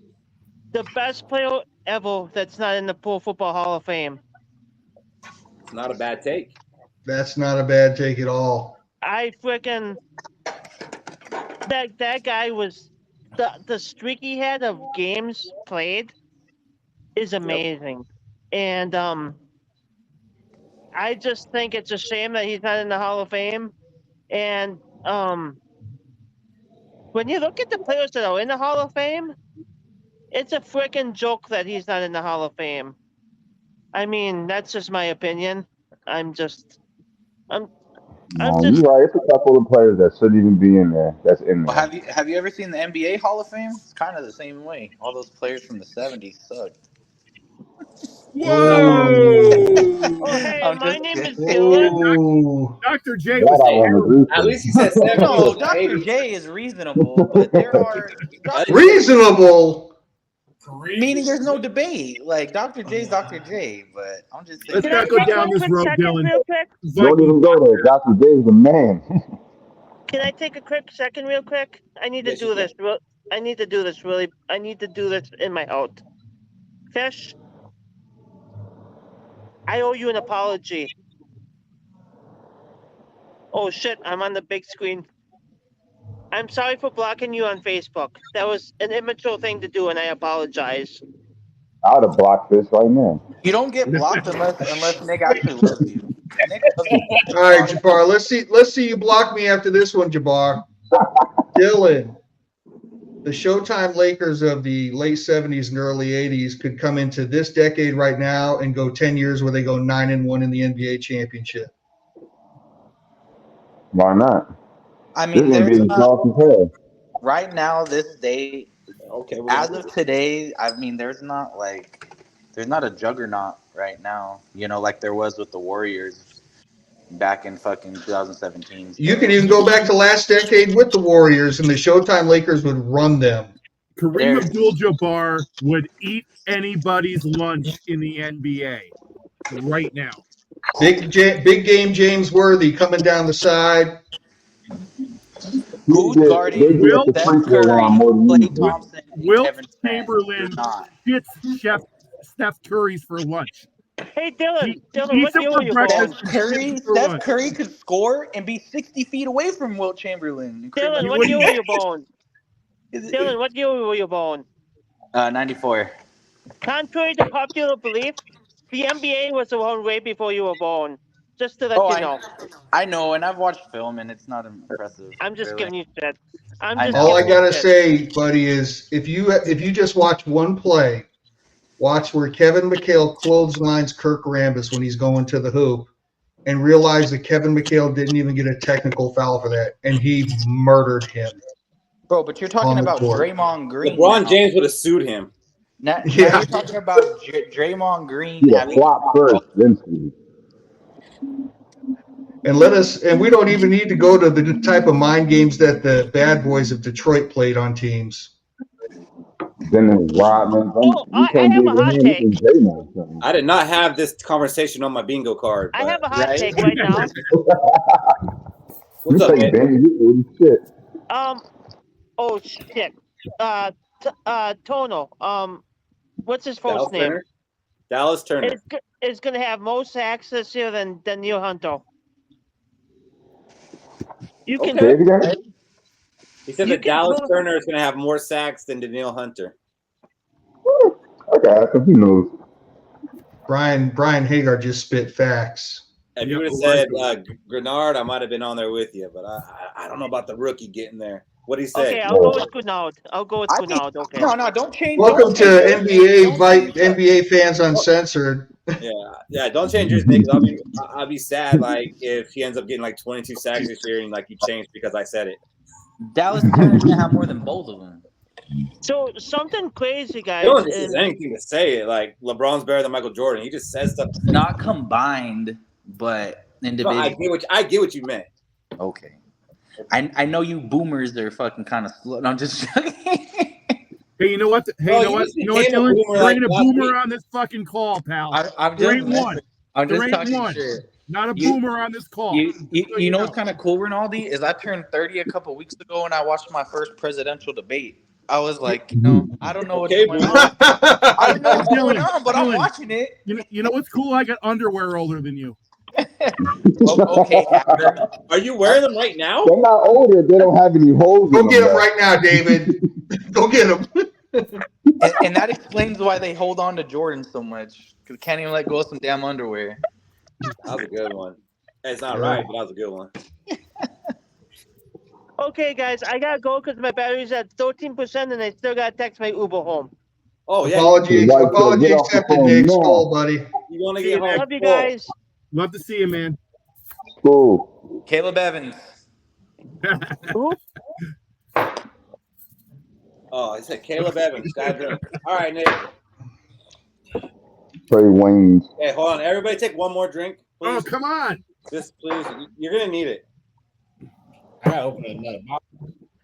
All right. This is a Gatorade, so I ain't doing y'all. My bad, guys. We see you, Robbie. Robbie, This is a different angle for Robbie. Right? He looks like wow, I like it. Eminem or something. Alternative. You got it here.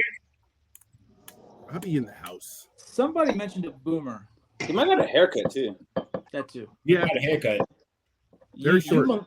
You millennials fucked up your children so much that has us this bullshit Gen Z generation. So eat a bag of dicks. So go unfuck your kids first, then talk about us. My kids are like 9. Well, fix them. Well, it was a good run. Yeah, there you go. It was a good run. Jesus Christ. Oh, real quick, Mount Rushmore. I'm going off the beat because that needs to be addressed. No, go for it. Pat Williams, Stussy, and my next two, I'm going off. Like I said, I have to because they were not mentioned. I'm taking Robert Smith. I love Robert Smith, and I love Joey Browner. Joey Browner's a good one. I'm surprised about one thing though because I saw you say Williams in the chat. I didn't get to address it, but I thought you meant Kevin Williams. So did I. I like the Williams wall. Can you gotta put the whole wall in there. Yeah, can't go wrong with either one. They're basically one, you know. Yeah, that's what I'm saying. Hey, you show love for the fat guy. Y'all let him show love for the fat guy. Pat Williams, we could really use a Pat Williams right now. Skinny guy. Does anybody see this Michigan blanket that I'm wearing? I do own one. Hold on. So I mean, we could have had Byron Murphy, but fuck JJ McCarthy. Fuck JJ McCarthy. Why you gonna be? Oh yes, I embrace Michigan, but I'm not gonna embrace the one on the Vikings because I'm gonna be an asshole. What? I mean, he could embrace Josh Metellus. Wasn't Metellus a Wolverine? Pretty sure he was. Maybe. Robbie don't like Metellus either. I don't. He's not. I don't know. I gotta have either a complaint or a compliment for me to them. I need to know what position he plays. Star. I He plays the star position. That's fair. All right. Well, next I wanted to get to our position group of the week. Every week we're grading one position group. It's basically the grades come off of our confidence. It's we're not really grading against the rest of the league. It's just like, how are you feeling right now? Are you feeling like we got an A, a B, a C, a D, an F? And we did the receivers, which we gave an A. We did the tight ends, which we also gave an A. Then we jumped to the running backs. That went down to a C, which I still do not agree with, but we're not going to argue that today. We did enough of that last week. So this week, we're going to look at the offensive linemen.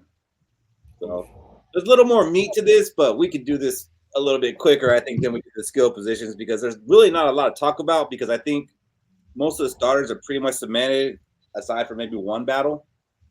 But last year, the Vikings kept 8 offensive linemen on the 53-man. Right now, we currently have 15. So there's going to be some cutting. and there's a lot of fat to cut. Literally.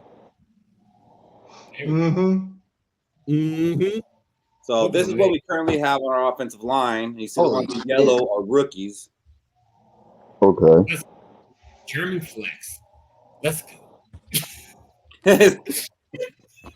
Hey man, they're on the roster. They made the list. You got it. 6'5" and 343 pounds. He needs to stay. He ain't That's staying. how I look at.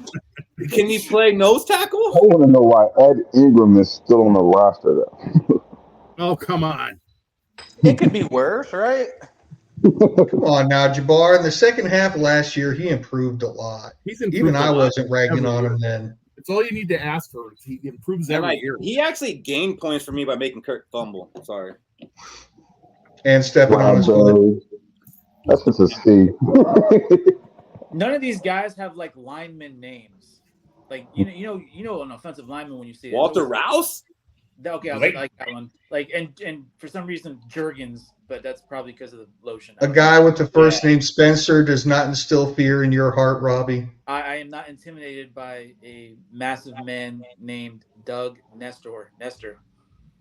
Spencer Roman? No. Nah, the hard Blake Blandel? That doesn't sound like an offensive lineman?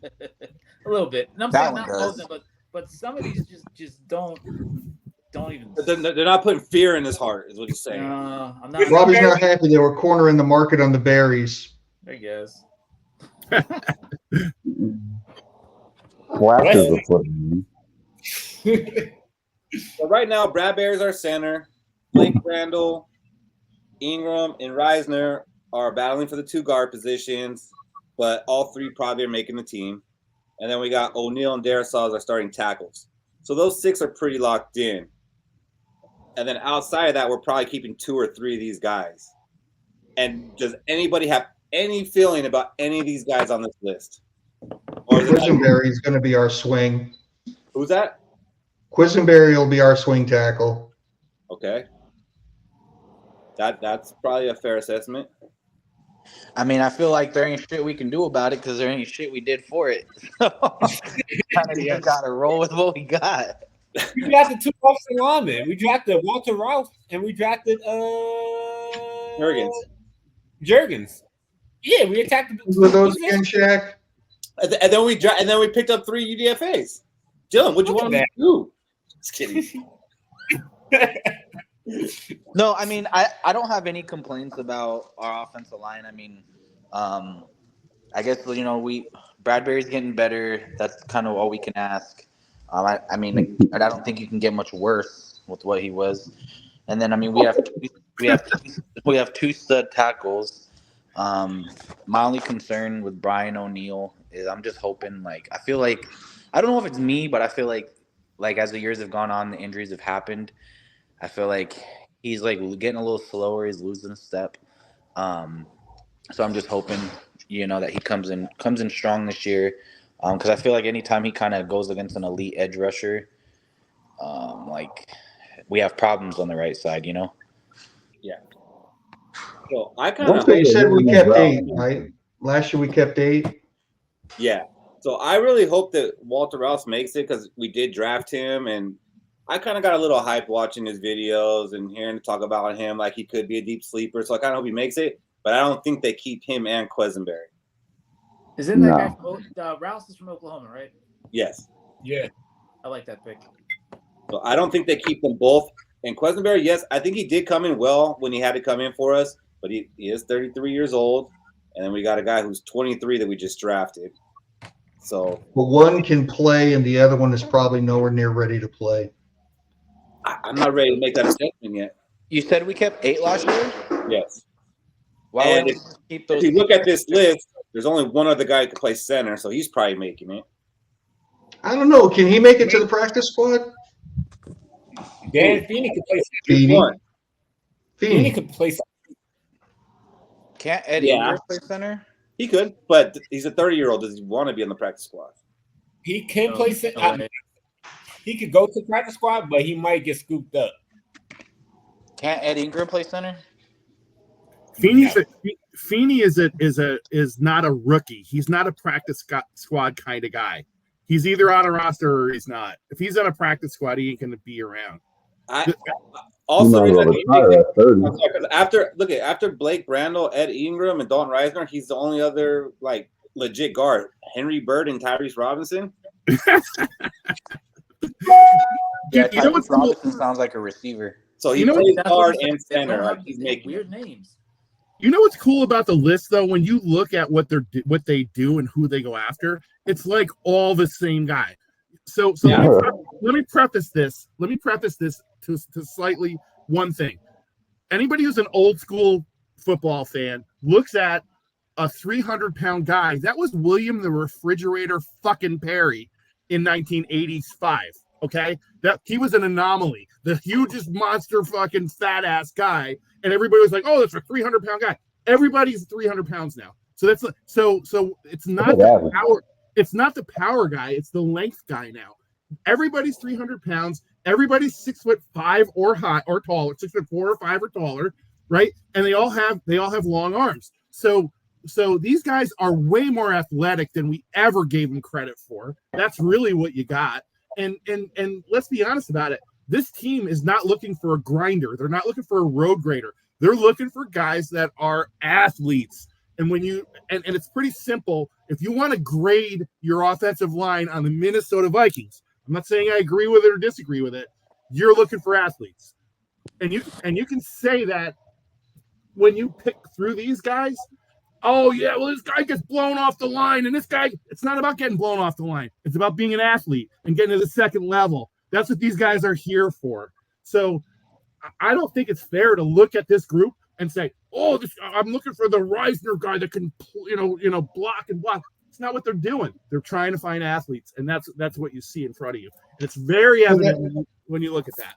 Well, to that point, David, we don't really run the ball, so getting to the second level is a foregone conclusion. You're wrong about that. You're wrong about that. A 5-yard pass, you still need to get to the second level. I thought you said you're wrong about that. We ran the ball a lot more than you think. No. You still need to get to the second level. They keep blocking. One thing you said that I agree with is the first thing you said was they definitely have a type. Yeah. Because when I was like writing this up and putting like their size and height, I had to go back so many times to double check. Like, wait, did I change this one or is that still the other guys? Like I copy and pasted them all and then I, adjusted it to the right one. And I was like, wait, I just did a 6'6", 306-pound guy. So David, all those screen passes that we tried to throw that the lineman couldn't get out in front of the receiver. I didn't say screen passes. Well, I mean, it's all part of the athleticism. I mean, they got to get out there and ahead of the runner, the receiver, and block. Not necessarily. Schemes are schemes, dude. Guys that are on the left side will block on the right side on a pass. They roll out. They move. This is a movement line. This isn't just a. So I did say second level, so I'll take that back. Let's call movement. We'll say they move from left to right, right to left. Well, I was like, damn it, I got on during offensive line talk. I'm gonna make a paper airplane. So if you watch the O-line committee on YouTube with Boone and Jeremiah Searles, they talk about how to perfect the screen game. It's not so much about movement; it's about making the defense think you're about to run the ball. That's a whole other situation. Yeah.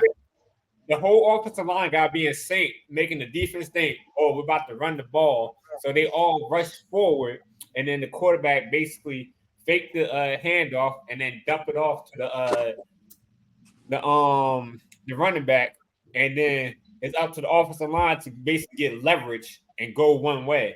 And you know what the Minnesota Vikings are? Fucking terrible at that. Well, it's not about the athleticism for the screen game. It's about we were just terrible at execution. They had the athleticism to do it. They got to sell it. You know what you have to sell that? You got to have a back there that can do something with it. So Kenny Nwagu wasn't selling it for you? Fuck no. Also, when you have a coach that calls 90% pass plays, you're not intimidated by that screenplay because you have nothing out of the backfield. Nothing. We've demonstrated last year that we have nothing coming out of the backfield. So why should you worry about a screen? That's why it should never work for us. Well, Aaron Jones and make that differently. Because again, we didn't have anything. We didn't have a name back there. Nobody was scared of Akers. Nobody was scared of the other guy that everybody thought was going Right. to replace You don't Cook. remember this fucking Nobody names. was I don't scared of remember any of the them other guys. guy. And then other guy B. Like, who the fuck do we have? I remember Dalvin Cook from 2 years ago. And then last year was like some sort of vague, kind of hazy, I don't remember who was in the backfield type situation. And now this year. Right. When we had Dalvin Cook, we did screen passes and we ran the ball. So I think bringing Aaron Jones in here, we go back to that. Like, I know last year we didn't run the ball, but I don't think KOC trusted the running backs until Ty Chandler kind of came on, and then he's like, okay, we kind of got something here. But Madison, I think they tried the first couple of weeks, like, oh, we're screwed. I don't know why they thought he was going to be the guy. Like, that's terrible scouting. Like, the dude is not that good. He showed you when Cook wasn't playing, yeah, he can come in as a change of pace guy and get the job done. But to start 16 games, that's not in him. Yeah, and I think that's why they went out on Aaron Jones, because I think KOC recognizes, the run game wasn't there, and they needed it because they didn't have that with Dalvin Cook. So Aaron Jones is kind of the same kind of running back, but I think he's still got a lot more juice than Dalvin Cook. And way better. Not better than Cook, but better than what we had back there. Yeah. I mean, prime Dalvin Cook. I'm not going to talk anything bad about prime Dalvin Cook. Prime Dalvin, Aaron Jones is like prime Dalvin Cook because he's had injuries, which kind of is working to our benefit now because he hasn't had as many carries as like a 30-yard running back would normally have. Mm-hmm. And he carried the Packers into those playoffs last year. Yeah. That's why, back to your thing about Justin being the red zone guy. He doesn't have to be. Everybody can be a red zone guy now. You put Aaron in the mix with that because before last year, you got to run it in, you got to pass it in the red zone because none of these three running backs you got can get you into the end zone. And that's even if you're on the goal line. That shit was terrible to watch last year. Goal line, 4th and 1, 4th and inches. We couldn't get it. It's like, what? You better off letting the guys. It's almost like we should have a fullback. We do. What happened? He's on my Mount Rushmore now. I did it. So, where do you guys see our offensive line from last year? Like, do you think we had a bad offensive line? Serious question. No, I think they're pretty good. I think they were good. I think they've always been pretty decent. It's about who you got back there and how you take advantage of that line. You know where the weakness is at. That's why I didn't get Kirk. Like, bro, the blitz is coming right in your face. How do you not see that? Like, how do you not adjust to that?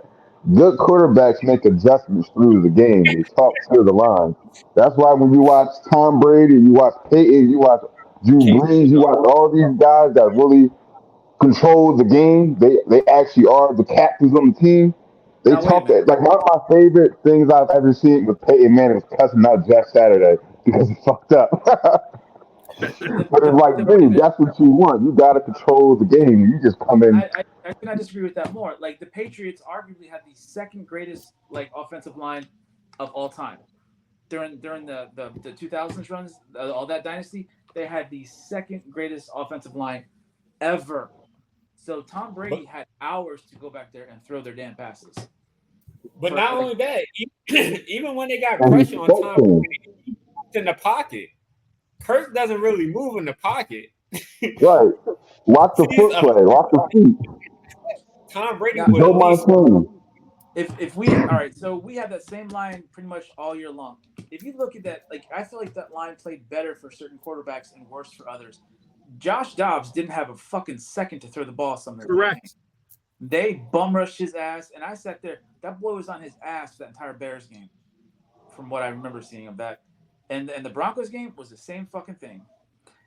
But they gave the other piece of shit quarterback we have, not Cousins. What's the other guy? I forget. Hey, he's still on the team. Whatever. Go ahead, Shaq.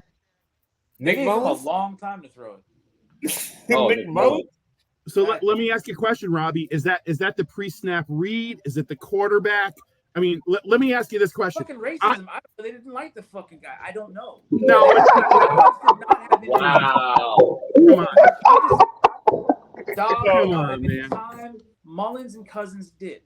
No, I'm really not saying that. For those who know me, I'm not saying I know you're not.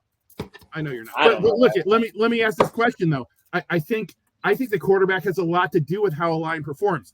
I do not think Kirk Cousins was a great quarterback for his line before KOC came aboard. Once he did, that's where he improved. He improved about handling a pass rush and getting rid of the ball. And had Kirk Cousins been the quarterback for the whole season in 2023, I promise you that line would have been better than top 15. And I hate saying that because I'm not a Cousins guy, but I would tell you that would have been better than a top 15 line had Cousins played the whole year. 4 different quarterbacks. I don't have a logical reason why I say that. Just I don't know why. To me, watching those games, the line pretty much was Swiss cheese when Dobbs was quarterback. He just was. Could be the quarterback. Dobbs didn't have it a long time. At the same time, like the situation was exactly the same. Dobbs, like they got to him too damn quick. It's like that pocket collapsed within seemed like a second. How about a pre-snap read though, Robbie? Isn't that why we're waiting on McCarthy to start? I think the quarterback has something to do with the offensive line. Look at Dobbs when the line plays good. I'm not fucking waiting on him. And the biggest case in point is 2017. Our offensive line was great. I knew he was going there. Then 2018, all of a sudden the offensive line sucked. Same players, but all of a sudden they went from the best to the worst. I know they could regress, but to go from the best to the worst. I always say, how can you have the worst line when the worst line is producing 1,000-yard rusher for 5 consecutive years? You're telling me they can run block, but they can't pass block? Pass blocking only takes a second. Run blocking takes 4 seconds. So it's the line's the line. No, if the line's trash, that means everybody's fucked. Everybody. But so back to what Ronaldo was saying, it's definitely that guy. Well, hold on, I want to hear what Robbie's got to say about that. Now, run blocking and pass blocking are not the same. If you ask a lineman who their favorite person is on a team, they'll say the fucking running back because they don't have to freaking do their job as long as they have to protecting the quarterback. So they go for yeah. So I have a 1 second play. The running back is either freaking past me in a breakaway field. That's it, or he's tackled. That's it. Quarterback, I have to stay in this play 4 seconds, 5 seconds, 6 seconds. That is so much more time than a run play, is what I'm trying to say. It fatigues them, it demoralizes them, et cetera, et cetera, et cetera. So again, I'm actually adding to his point though. Us having a good running back in the backfield will actually improve our O-line drastically because they'll be more energized, hopefully, and we won't have another Dobbsisms again of the 1 second on your ass fucking moves and shit. I'm sorry, I'm blaming Dobbs for something. Every offensive lineman would rather be playing on the balls of their feet than their heels. Right, for sure. Yeah, and if you go back to the O-line committee, they broke it down run plays to offensive line, they're going forward. They're attacking the defense. On pass plays, backing up, waiting for the defense to attack them. So it's kind of only certain offensive linemen could do either or. And if they could do both, it's rare, and they're getting paid top dollar. But do run blocking better because, they get to attack the defense rather than having to, get attacked and then adjust to holding the defensive lineman and letting the quarterback go too far. Yeah, but that run play shelf life is so small. It's at most, let's just say at most 2 seconds. However, a pass play could get extended for a long damn period of time. Quarterbacks run around, receivers trying to get it. We can talk up to 10 seconds for a pass play. That's a long fucking time. 10 seconds? Yeah, what's the average? That's forever. Time to a quarterback pocket though, a clean one. 10 seconds is a long. I'm just saying, you run around, trying to find some scrambling, doing all kinds of hurts shit. Just I gotta find somebody. That's a long damn time. I'm just saying that can. I'm not. It's abnormal. Just to give you an idea of how long a pass play isn't, the JJ catch against Buffalo, that amazing catch, Kirk Cousins had 3.9 seconds in the pocket before he threw that ball. That's it. On the 4th and 8, he had 1.9 seconds. So pass plays don't take too long either. And depending on where you're going with that pass play, short, long, depending you certain Yeah, but I'm just times. saying he had 3.9 seconds, which seemed like forever. Watch that play. It seemed like he had forever for that play to develop. It was 3.9 seconds from when he got the ball to when it left his hand. Yeah, what did he have in that Giants one in the wild card? The average play is like between 2 to 4 seconds. Like that's where the average. You know what's funny though? Your boy Fish, Justin Herbert, when he played us, he was getting the ball out in 1.2 seconds, and he was dicing out. Dude, because we almost sacked him every single play. That game was pissing me off. Like we almost had him every play, and he was getting rid of the ball. So it depends. Some quarterbacks And Shaq, they did a great job. They beat us at the last second, and they did a fantastic job at going 9-8 and missing the playoffs. I knew something was coming. That's still better than we did. Right, so you got to remember that though. What did we do? That's what their fan base is going to say. What did you guys do? See, guys, the argument is about his eliteness. And he's just Kirk Cousins with better hair. Actually, the argument is about what are you guys grade our offense right now? We got Bradbury at center. We have Ingram, Brandel, or Reisner at guard, and we got Darisaw and O'Neal at tackle. And we probably got a couple of rookies backing up and maybe one veteran. Greater offensive line, Rinaldi. If I could do pluses and minuses, which I won't, I would give them a B+ or an A-. Having said that, I will because I like their depth. I like what they've done. I like their starters. I think Ingram is way better than people give him credit for. He's going to start this year. I think Reisner is an insurance card. I think that they're gonna start Brandel, and I have a lot of hope that Brandel does well. And if he don't, then we got Reisner. This team has done everything they could to put a real offensive line on the field, and it's to me it's a lot of hogwash that the offensive line has a big problem. I disagree. Do I think that they might next year find some pieces that are elite? Yeah. That could happen, and I wouldn't argue with it. And because of that, I'll give them a B. And they have the potential to be an A. I think this is an offensive line is only as good as the worst guy on the line, and the worst guy on this line is a C with a potential for a B. That's my take on it. B, solid B. That's actually a really good take, and I like everything you said. It made sense. And they are like you're taking into account they are gonna project into being something good, and I like that. What about you, Jabbar? Where you at with our offensive line? A, B, C, D. I've doubled down on Rinaldi. The only thing I would have thought different is I would have thought Reisner would probably get the start. He might. It's gonna be a battle. But other than that, that's how I had the line pretty much set up the same way he just said. I was like, yeah, I could see that. That's probably the starting line right there, which is to me, it's a B. That's a B line right there. That's good. It's just about what's Donald going to do with that line. Right. Because how Donald performs is if that line ends up a B or a D. Remember, that's the same guy that sees ghosts, man. I don't know. and talks to him. Like, I'm never going to live it down that I booted Fish in the group on accident. Donald's never going to live it down that he saw ghosts. Like, some things just stay with you forever, like running the wrong way in the end zone. Well, I'm just happy to celebrate my 2-month anniversary being with the group. Really? Yeah. I took all his accolades away. Somehow, Jabbar, I was doing something like getting the show ready and doing some stuff. I booted him from the group while doing this. See, he was having problems getting on live, right? He was having problems. So he asked me to start a live call, and I did. And then he got it figured out. So he told me, jump off your live call. And he went to delete my live call so there wouldn't be any confusion.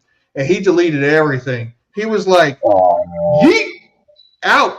He's like, I'm going to show you who's the boss. Hey, he didn't like. I think it was that first. He knew what he was doing. I didn't even know, though. I woke up the next day. I had like 3 messages from different people. How come Fish left the group? I was like, what do you mean Fish left the group? And I was like, I can't see last night's call to rewatch. I was like, hold on. He didn't leave the group. He's right. He's ready. Oh, shit. Why did Fish leave the group? And here's the big kicker, Jabbar. I was actually in Arkansas at the creator of Diamonds Park. I wouldn't even like at home. I was like, all right, well, I'm awake. I guess I'll rewatch the show. Oh, I can't. Oh, nothing. I'm all the way out in the middle of nowhere, and I can't even watch the show. You're suing for pain and suffering. What do you got? That's a great idea. Greater offensive line, Fish. All right, so my flex is Reisner and Brandel, okay? Reisner gets the start. I think a B. I think Bradbury. I don't remember seeing Bradbury get pushed around and just absolutely manhandled too much last year, which was his weakness 2 years ago. Ed Ingram started off catastrophic last year, but then got good. Not great, good. Darisaw, top 8 tackling, left tackle in the league at least. Big boy. O'Neal is O'Neal. How do you feel about O'Neal? Like, what is O'Neal's O'Neal? What do you mean by that? Yeah. Overrated. Explain. He's overrated. Thinking about something Shaq earlier. O'Neal he's getting injuries, right? Think about it. O'Neal was a tight end coming out of college who changed to a tackle. He put on weight. As a fat guy, I know that when you put on weight, your lower extremities have a tough time adjusting to that extra weight you carry. So that might be why his Achilles and whatnot are starting to go. He's carrying Denard Robinson. Y'all remember that name? What was his name? Shoestrings? Grimace. Well, he was the quarterback from Michigan. Yeah, the quarterback. Then he came in and got drafted. He got drafted as weapon. And you want to know what happened to him? I actually watched. I don't know. It wasn't a 30 for 30, but it was a show on him. What happened was he came to the NFL and put on 15 pounds to be able to take the punishment. And because he put on the 15 pounds, his feet collapsed. Get out of here. Robbie. That's serious. Robbie, pour some water on this shit. So anyway, I'm going to be honest. Reisner gets the start. We're a B. Brandel gets the start. I'm going to cautiously say we're still a B, but I don't like Brandel as a guard. I appreciate that because you were going to make it really difficult for me. Yeah. But Robbie, do you agree with the putting on the weight is causing some of these injuries? For athletes? Yes. That 15 pounds should not have had his feet collapse, but some of them, yeah. They have such a finite window of weight, which, like catchers are. I'll use as a prime example. Their knees turn to shit because of the position they're constantly in. So if they gain just a little bit of weight, it adds so much more to their knees. Just like physiologically speaking, but I see what they're saying. But 15 pounds should not cause his feet to collapse. Well, they said it was because he wore his shoes untied. Oh yeah. That's because he wore his shoes untied, he put on some weight and it caused his feet to collapse. Yeah, that's he was probably flat-footed too because of that. So Robbie, what do you grade our offensive line? And we're doing it based off your confidence going into this season. Okay. I'm going to be dead honest. On Sundays, I drink a lot. I drink a whole lot on Sunday. That's weird. Well, we know. We know. That is known. I am quite ignorant on our offensive line because I never pay attention to that shit because I'm too busy yelling at the quarterback that's typically on his ass to pay attention to that line at all. I'm not going to lie. That's the truth. So my grade is going to be an incomplete. What? I have to give an incomplete. I can't give a factual grade because I fucking don't pay attention to that shit because I'm not with it. Okay. I do feel like I've seen you defend the line before, though. Oh, no. Maybe. I can't even recall. See, that's why I'm giving you You get the incomplete. No more from you, sir. Shaq. So going back to what Rinaldi said, I'll give it a B. Only because, we got I want to say 2 elite tackles, but Brian O'Neill be borderline good to elite, low average, who be teetering between those three. And then we got the interior offensive line who be up and down. But when Kirk Cousins, those I say week 2 to week 6, Kirk Cousins was getting a lot of time to throw the ball. And like that's when you get to see the deep passes to JJ or Addison and doesn't actually step up into the pocket. You don't get that with a below average offensive line. So I'll say I give it a B because it has potential to grow, but compared to the rest of the NFL, we right there above average. I would like to see them run block better and get our run game going. But other than that, be able to actually push a defense around in a short goal system. Like 4th and goal at the 2, be able to actually muscle it in. You know what I mean? We're a finesse blocking team in the run game. That is and fair. We will continue to be. Yeah. I don't know. Getting some of these big bodies, I don't know. That's been the scheme though since we had Zimmer. Since we first drafted Dalvin Cook, we went from AP and we had the gap scheme when Steve Hutchinson and them was actually moving people out the gap, and AP would either hit the hole or juke. Versus Dalvin Cook, where the offensive line is actually more agile and we doing outside zones. Yeah, we need to start that blame game at the coaching level because let's not be in shotgun on fucking 3rd and 1. That shit infuriated the fuck out of me. We were both mad about that. Fucking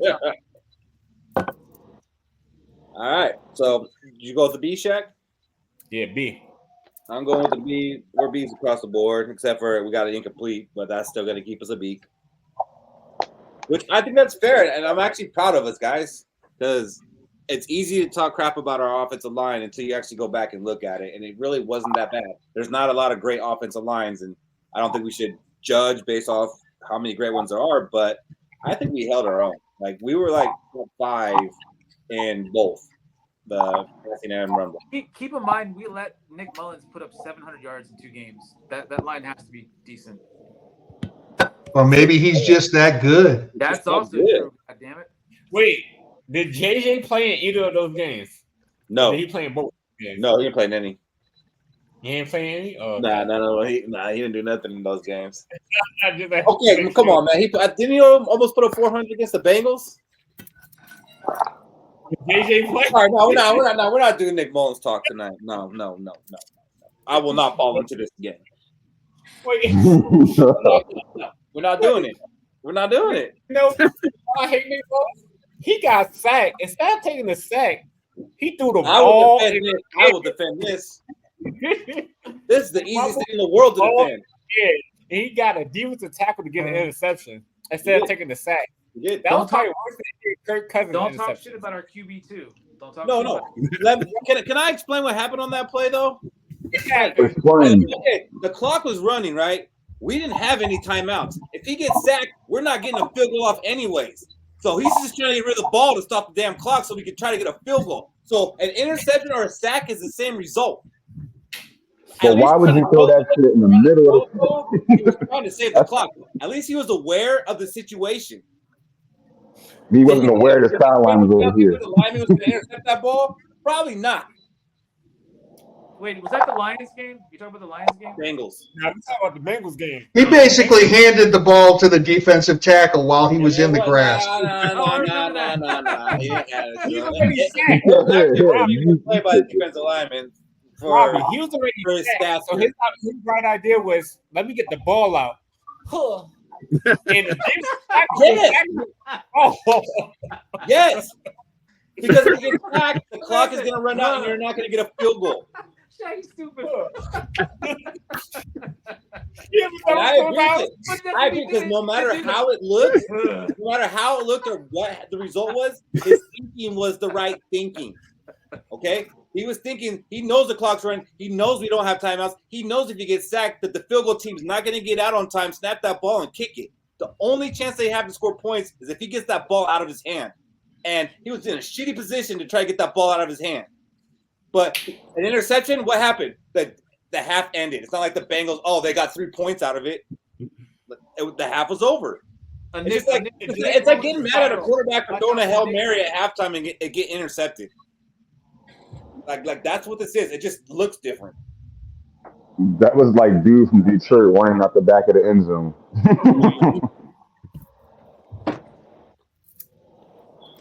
So enough Nick Mullins He talk. was aware. You guys want to talk Case Keenum? I'm open, but No. otherwise we'll move on.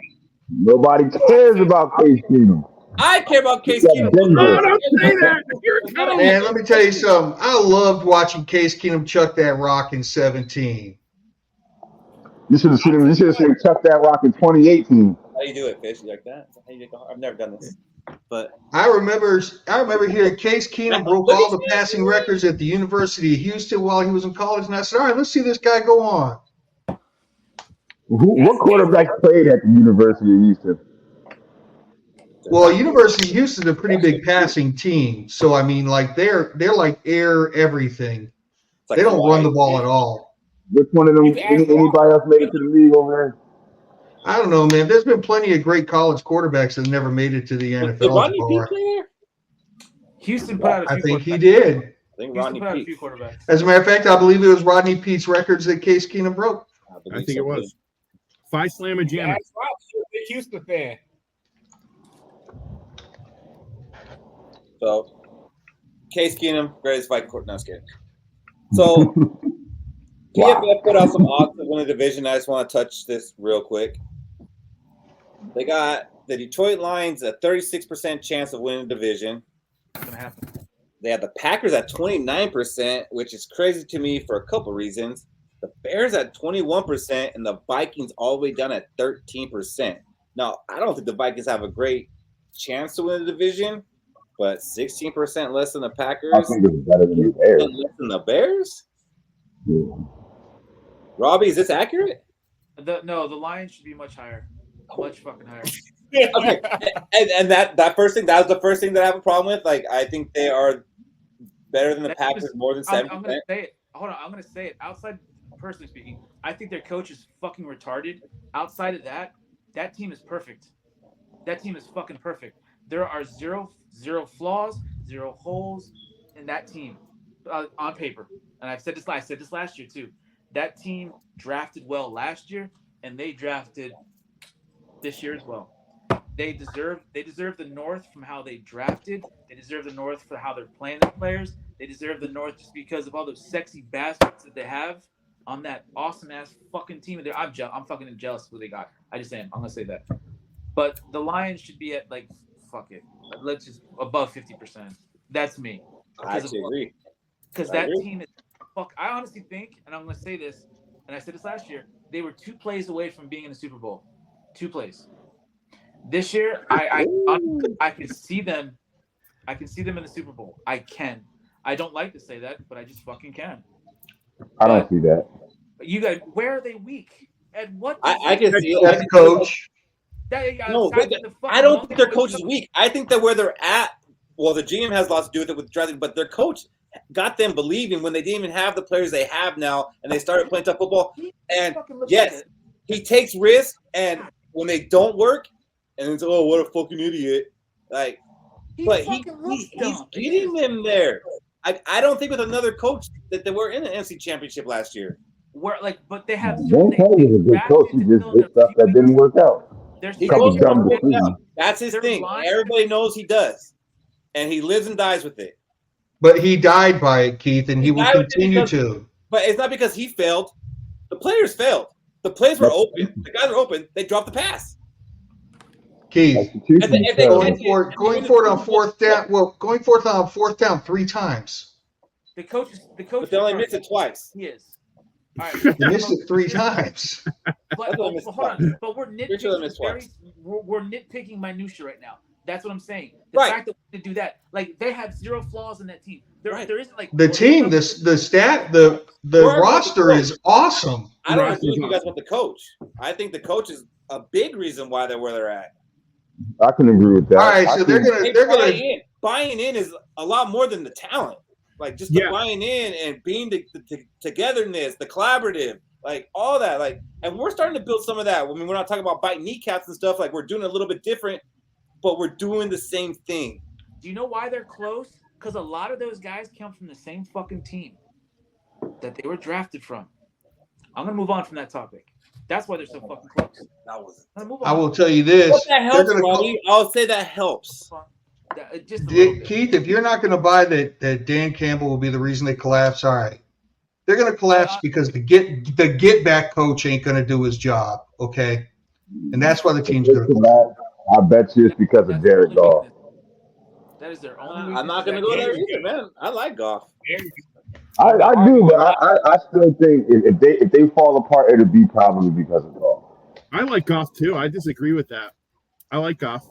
Their backfield is nasty. Their receivers are nasty. Their tight end is fucking a stud. Both of their lines are formidable. Their secondary is now probably top 5 in the NFL. Oh yeah, they did very well drafting in the secondary. Yeah, that was their weakness. So we're all going to agree that the Detroit Lions are the front runner for this division. Right. But what do you think about these next 3 where it's got the Packers? Let's just stamp that now and never discuss it. You make a good point. You can't triple stamp, double stamp. You can't triple stamp, double stamp.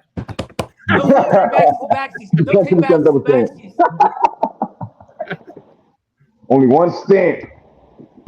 So Packers, Bears, Vikings. Who agrees that that's the way the division's going to unfold? No. As a matter of fact, I put the Lions at 55%. That put all 3 of us at about 15%. And basically because the Green Bay Packers, now that there's a whole season worth of film on Jordan Love and people understand he can't read his own, he's going to have more issues this year. We're fighting for second. I got to see it to believe it. And that's fair. If we're fighting for second, and we're still saying, hey, we're still fighting for second in week 15, that's a good season. Yeah, I'm comfortable with this team. Yeah, for sure. Without a quarterback, yeah, for sure. If we're in the playoff hunt till the last week, that's a good season this year. Yeah, for sure. Oh, whoa. Okay, Mr. No Negative. I don't think so. Shaking my head. I ain't drank enough yet. What's up? I'm just saying, y'all making it seem like hold on. Are you gonna say I want a Super Bowl or nothing? No, y'all just making it seem like you're about to win the Super Bowl. Oh man, they got the best quarterback, the best running back, the best tackles, the best tight end, the best coach. Nick Mullins almost beat Detroit Lions. Let's get that win. Don't count. Oh shit! Almost counts for Nick Mullins. If my team almost lost to Nick Mullins, I'll say we ain't never winning the Super Bowl. Let's get that one thing straight. Jared Goff's best team is not the Detroit Lions. Jared Goff's best team is the team that lost to the Patriots in the Super Bowl with Todd Gurley. Let's get that straight. But look at what you just said. He went to the Super Bowl with one team and went to the NFC Championship with another. But they lost that Super Bowl because of Goff, though, which is why they shipped him out. I wish we could lose a Super Bowl. I would like to get there. I would love. They hired Sean McVay. We got Sean McVay light, Shaq. Don't you know that? We got Sean McVay at home. So I'll let PFF grade us with that. I'll say, Bears and the Vikings should be tied. The Packers and Lions should be tied for winning the division. Because at the end of the day, y'all might not believe in Jordan Love, but Jordan Love is actually a good quarterback. That's one. He that's does fine. I'll give you one position. The Lions are fucking good at the other 21. They have the whole fucking thing. Jordan Love is good. I do not dismiss that. He is not 22 fucking players. The Lions have zero flaws on that team. There are zero fucking weaknesses on that goddamn starting team. Barring injuries. Why are we still talking about Lions? Those what I want to ask. We all agree they're the number one team. How do we get Shaq doesn't. Shaq Jordan Love. You can beat the Lions. We almost beat the Lions. Oh, wait. Almost. I fucking hate that. Quarterbacks are not starting pitchers. Can we stop fucking saying that? No. Quarterback beat a team. Hey, Shaq. No, I disagree, Robbie. I think you're wrong about that. That's for sure. Last year, Shaq, did we actually lose off that quarterback? I fucking hate that. Thinking. Did we actually win one of our games against the Packers last year? Yes. Maybe. Yes. With Kirk Cousins and Jaron Hall. With Kirk Cousins. That's more. And Jaron Hall. Oh, that's right. Where Cousins got injured. Yeah, our starting pitcher. Thank you. We didn't have. Thank God we had a fucking bullpen. Our knuckleballer. We didn't have Kirk Cousins against those games. I think the Lions are the best team in the division. They're the fucking best team in the NFC. What? Didn't they lose to the Cowboys? Oh goddamn! We're doing that. We're doing that logical chain. Then are we doing the 7 degrees? What logic do you have that they're the best team in the This NFC? person beat this person. This person beat that person, and then this team beat this team. Wait. They might be the best in the division. Two people on screen. I fucking I can't. I don't know that yet. Robbie, what logic do you have? I don't know that yet. Oh Jesus Christ! Robbie, the one thing I would say with the Lions do have weaknesses. Where? Defensive line. Hutchinson's great, right? But the rest of the defensive line is not. I mean, they have a couple good inside tackles. The right side of the line ain't that great. Okay. Who are their linebackers? They're good. They're not great. I mean, I don't think that defense is exactly great yet. I think they're good. I think they have potential. And I don't think they're great. I don't think, like you said, there's no flaws. I don't think that's true. Listen. If I had to put them up against San Francisco again right now, I'd take San Francisco. No, absolutely not. I would also take Dallas against them, to be honest with you, if they had a coach. Oh my God, I like this guy. I always said Dallas would be better if they got rid of Mike McCarthy. Mm-hmm. I'm thankful they don't. I'm thankful they don't. They got to get rid of Mike McCarthy. Every year they say we're bringing him back. Good. McCarthy, it's Dak. It's fucking Prescott. Mike is still running the same plays he ran in Green Bay. Prescott curse. And I'm still not sold on the Eagles, but the Eagles have fucking played Detroit in a heartbeat. I don't think they're scared of Detroit. I wouldn't be if I were an Eagle fan. Come on. Right, and I hate the Eagles, but they're fine. They're not scared of them. I'm defending the fucking Lions right now. Like, I feel gross. Thank you for that. That's your favorite team. Right. You can give credit when it's due, but damn. All right, you guys want some hot takes? I'm not gonna say they got 0 flaws. No. When that team goes 14-3, fuck y'all. So Nick, you had a hot take earlier. I'm gonna write that one down. Which one was it again? Oh, Damn, I forgot. Turner, right? Yeah. He's gonna be rookie of the year, or what'd you say? Mo Sexton, Daniel Hunter. Okay, I'm writing that down. Oh yeah. Fish, what do you got? Our wide receiver 3 is not currently on our roster. I'll buy that. I'll buy that in a heartbeat. What was he maybe practicing with our quarterback?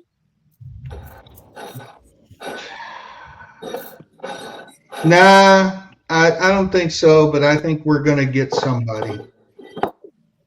So that fairy tale's not going to come? He's not going to come back and play for the home team for cheap? Nah. Well, he ain't going to do it for cheap anyway. I mean, $8.5 million for wide receiver 3 is good money. But our wide receiver 3 is not currently on our roster. For a wide receiver 3 that could be a wide receiver 2 on other teams? And our wide receiver 3 will be on our roster before the start of the season. Make that part of the take. So it's two-parter. Yeah. Jalen Wheeler. What you got, Shaq? I wish Cody was here for this. Ooh. He can watch the replay. Fuck, I don't have enough beer for this. Caleb Evans will lead our cornerbacks in interceptions this year. Yes! With 1. Hey,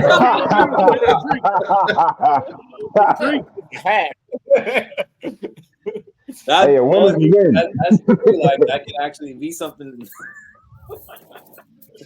Jabbar, you got one for us? Mine's is still the same. We gonna see Sam Darnold on the bench by like week 9. Watch. We gonna see McCarthy this year. I'll say Darnold bench by week 9.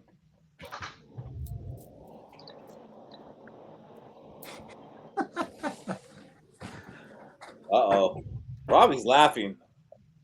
I don't know if I want to ask him what his hot take is or just boot him. Boot him. Let's hear it, Robbie. Fish, I'm gonna add to you, my friend. I'm gonna add to yours. You know what? Fuck it. We'll bring him and his nasty wife back. But you should have booted him. All right. Oh, I'm gonna be hated for this one. Fuck it. I don't care. I don't care. And I haven't been drinking. Have not been drinking. All right.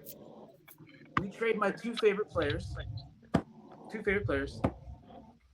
And we get Thielen back and Bryce Young. What? Don't even write that down. Write that down.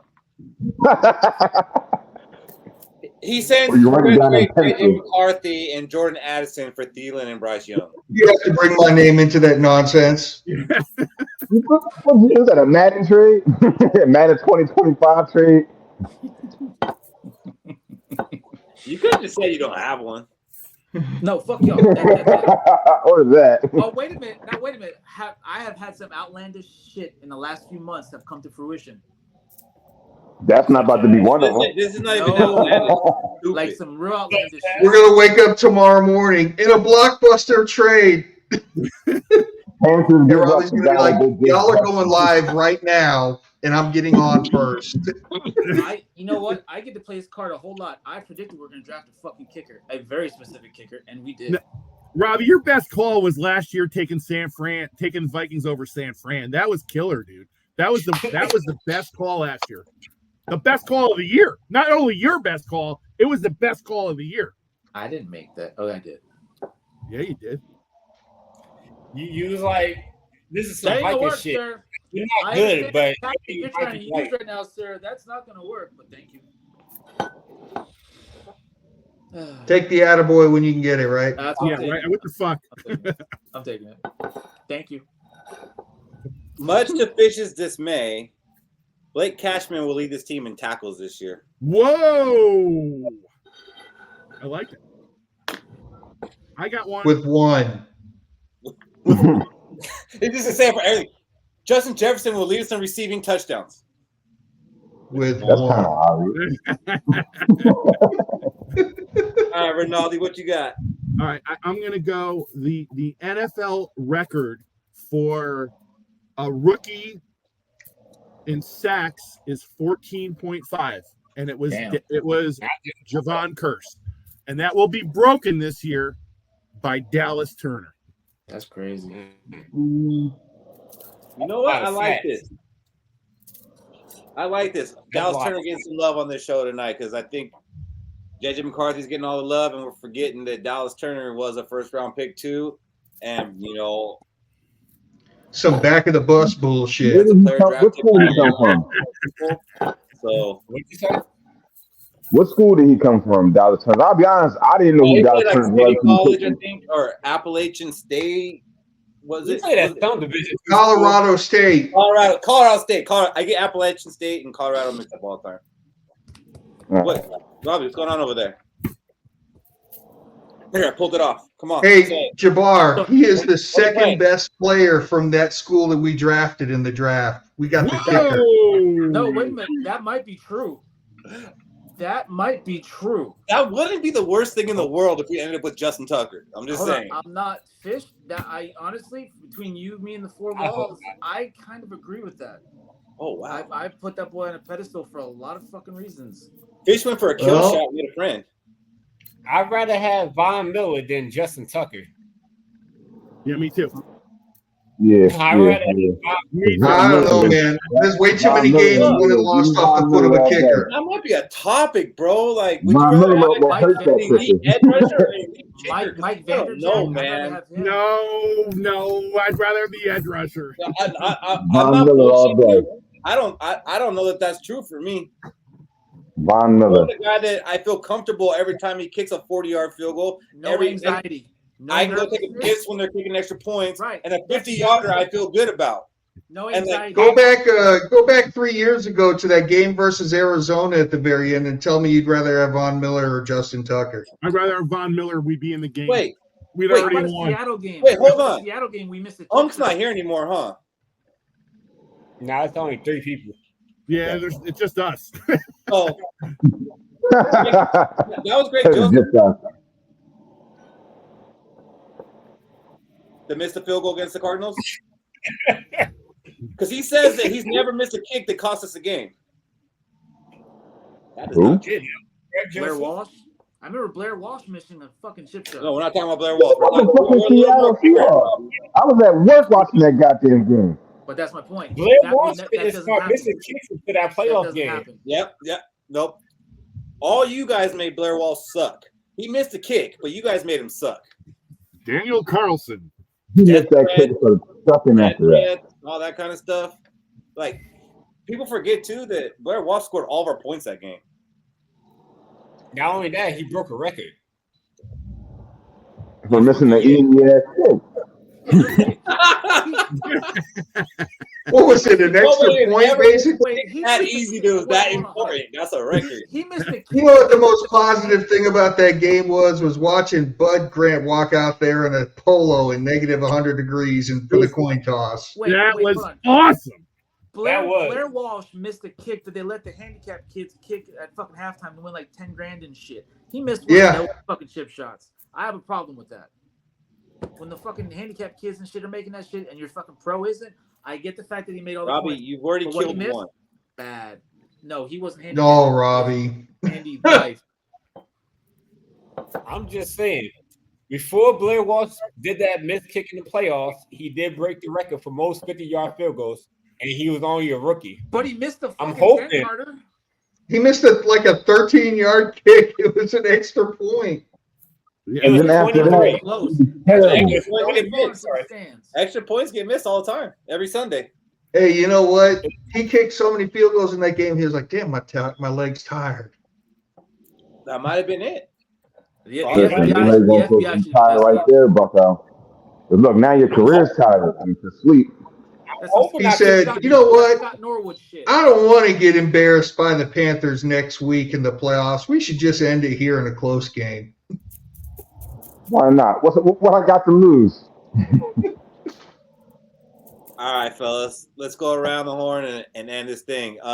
For the 4 of you that are still here and everybody on, because it's the 4 people plus us, there's a good chance that we will be on tomorrow. Just to test out YouTube, go live on there, see how that all goes, learn the controls, see how that flows, maybe meet some new people. So that is definitely a possibility tomorrow. So be on the lookout for that. What do you got for us, Jabbar? Final words. Go Skol. That's it. I hope JJ McCarthy turns out to be good. You know what I mean? Because honestly, I didn't like the pick. So, but I hope he's good. He's not. That's it. I don't like that, but at least you're not rooting against him. There's some people who are rooting against him. They want to see him fail. No, I don't want him to fail. It's just I didn't at 11th overall. It just was like he didn't grab me at 11th overall, but. He proved me wrong. He wears number 9 because 9 people were selected ahead of him. He got a chip on the shoulder. Oh, it's chip on the shoulder. No, he wears 9 because that's his jersey number. No, man, it's not. That's not why he did it. The NFL, he was going to change. Okay, he's going to be like number 3. But then he's like, 9 people ahead of me. I'm keeping 9. And he's going to wear that like a badge of honor. Mind.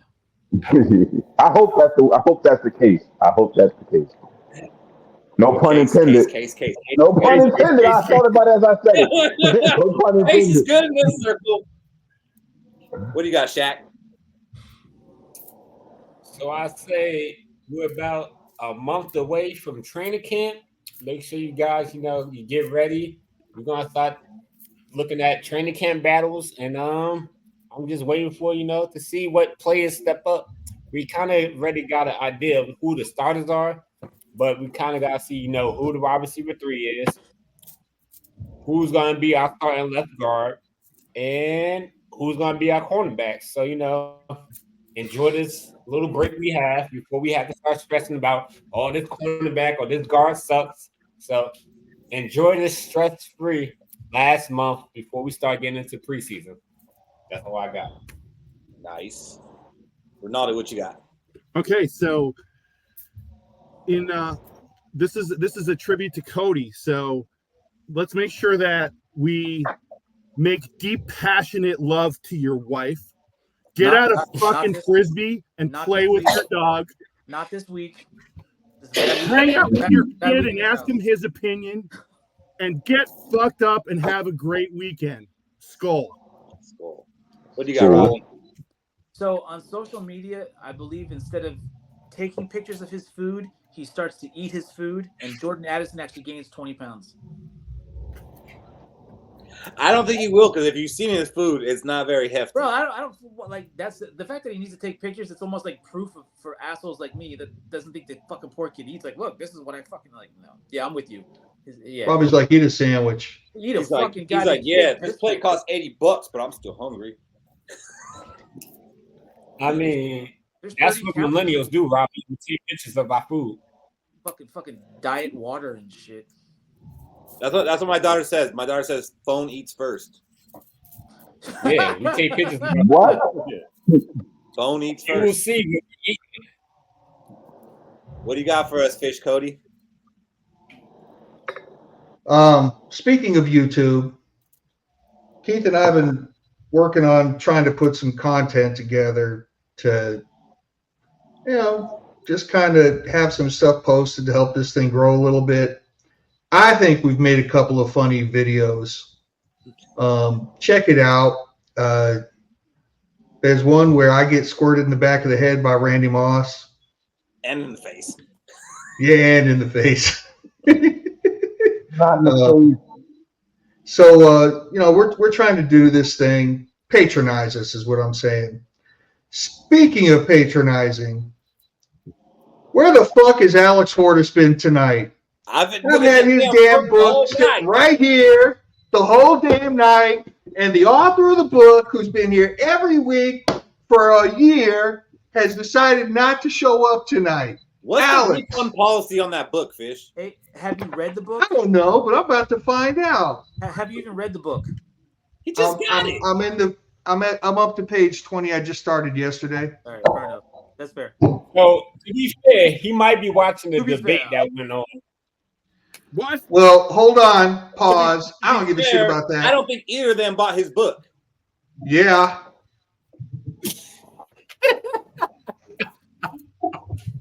So I signed this shit in blood.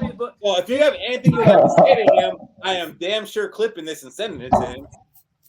Hey, Fish, send me a book when you're done. I'll send you a Conan book.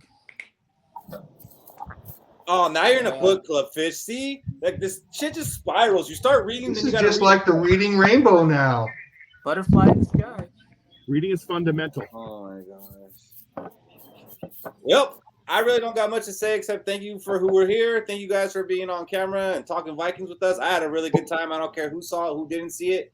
We will likely be doing this tomorrow, and it'll be more of a relaxed environment. It's just we've called it Skol and Chill until we have a better name to call it, and we'll be doing that most likely tomorrow. So we'll see you then.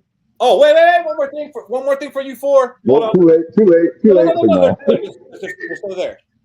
We will be live Wednesday next week, not Thursday because of 4th of July. So we will be having a pre-4th of July party. We'll all have our drinks. It'll be a good time on Wednesday next week. Check, do the fireworks thing. Do the fireworks thing. He doesn't know how. Yeah, it's 2 thumbs up. There you go. There it is. There you go. With that, let's go. Let's go, baby. Go.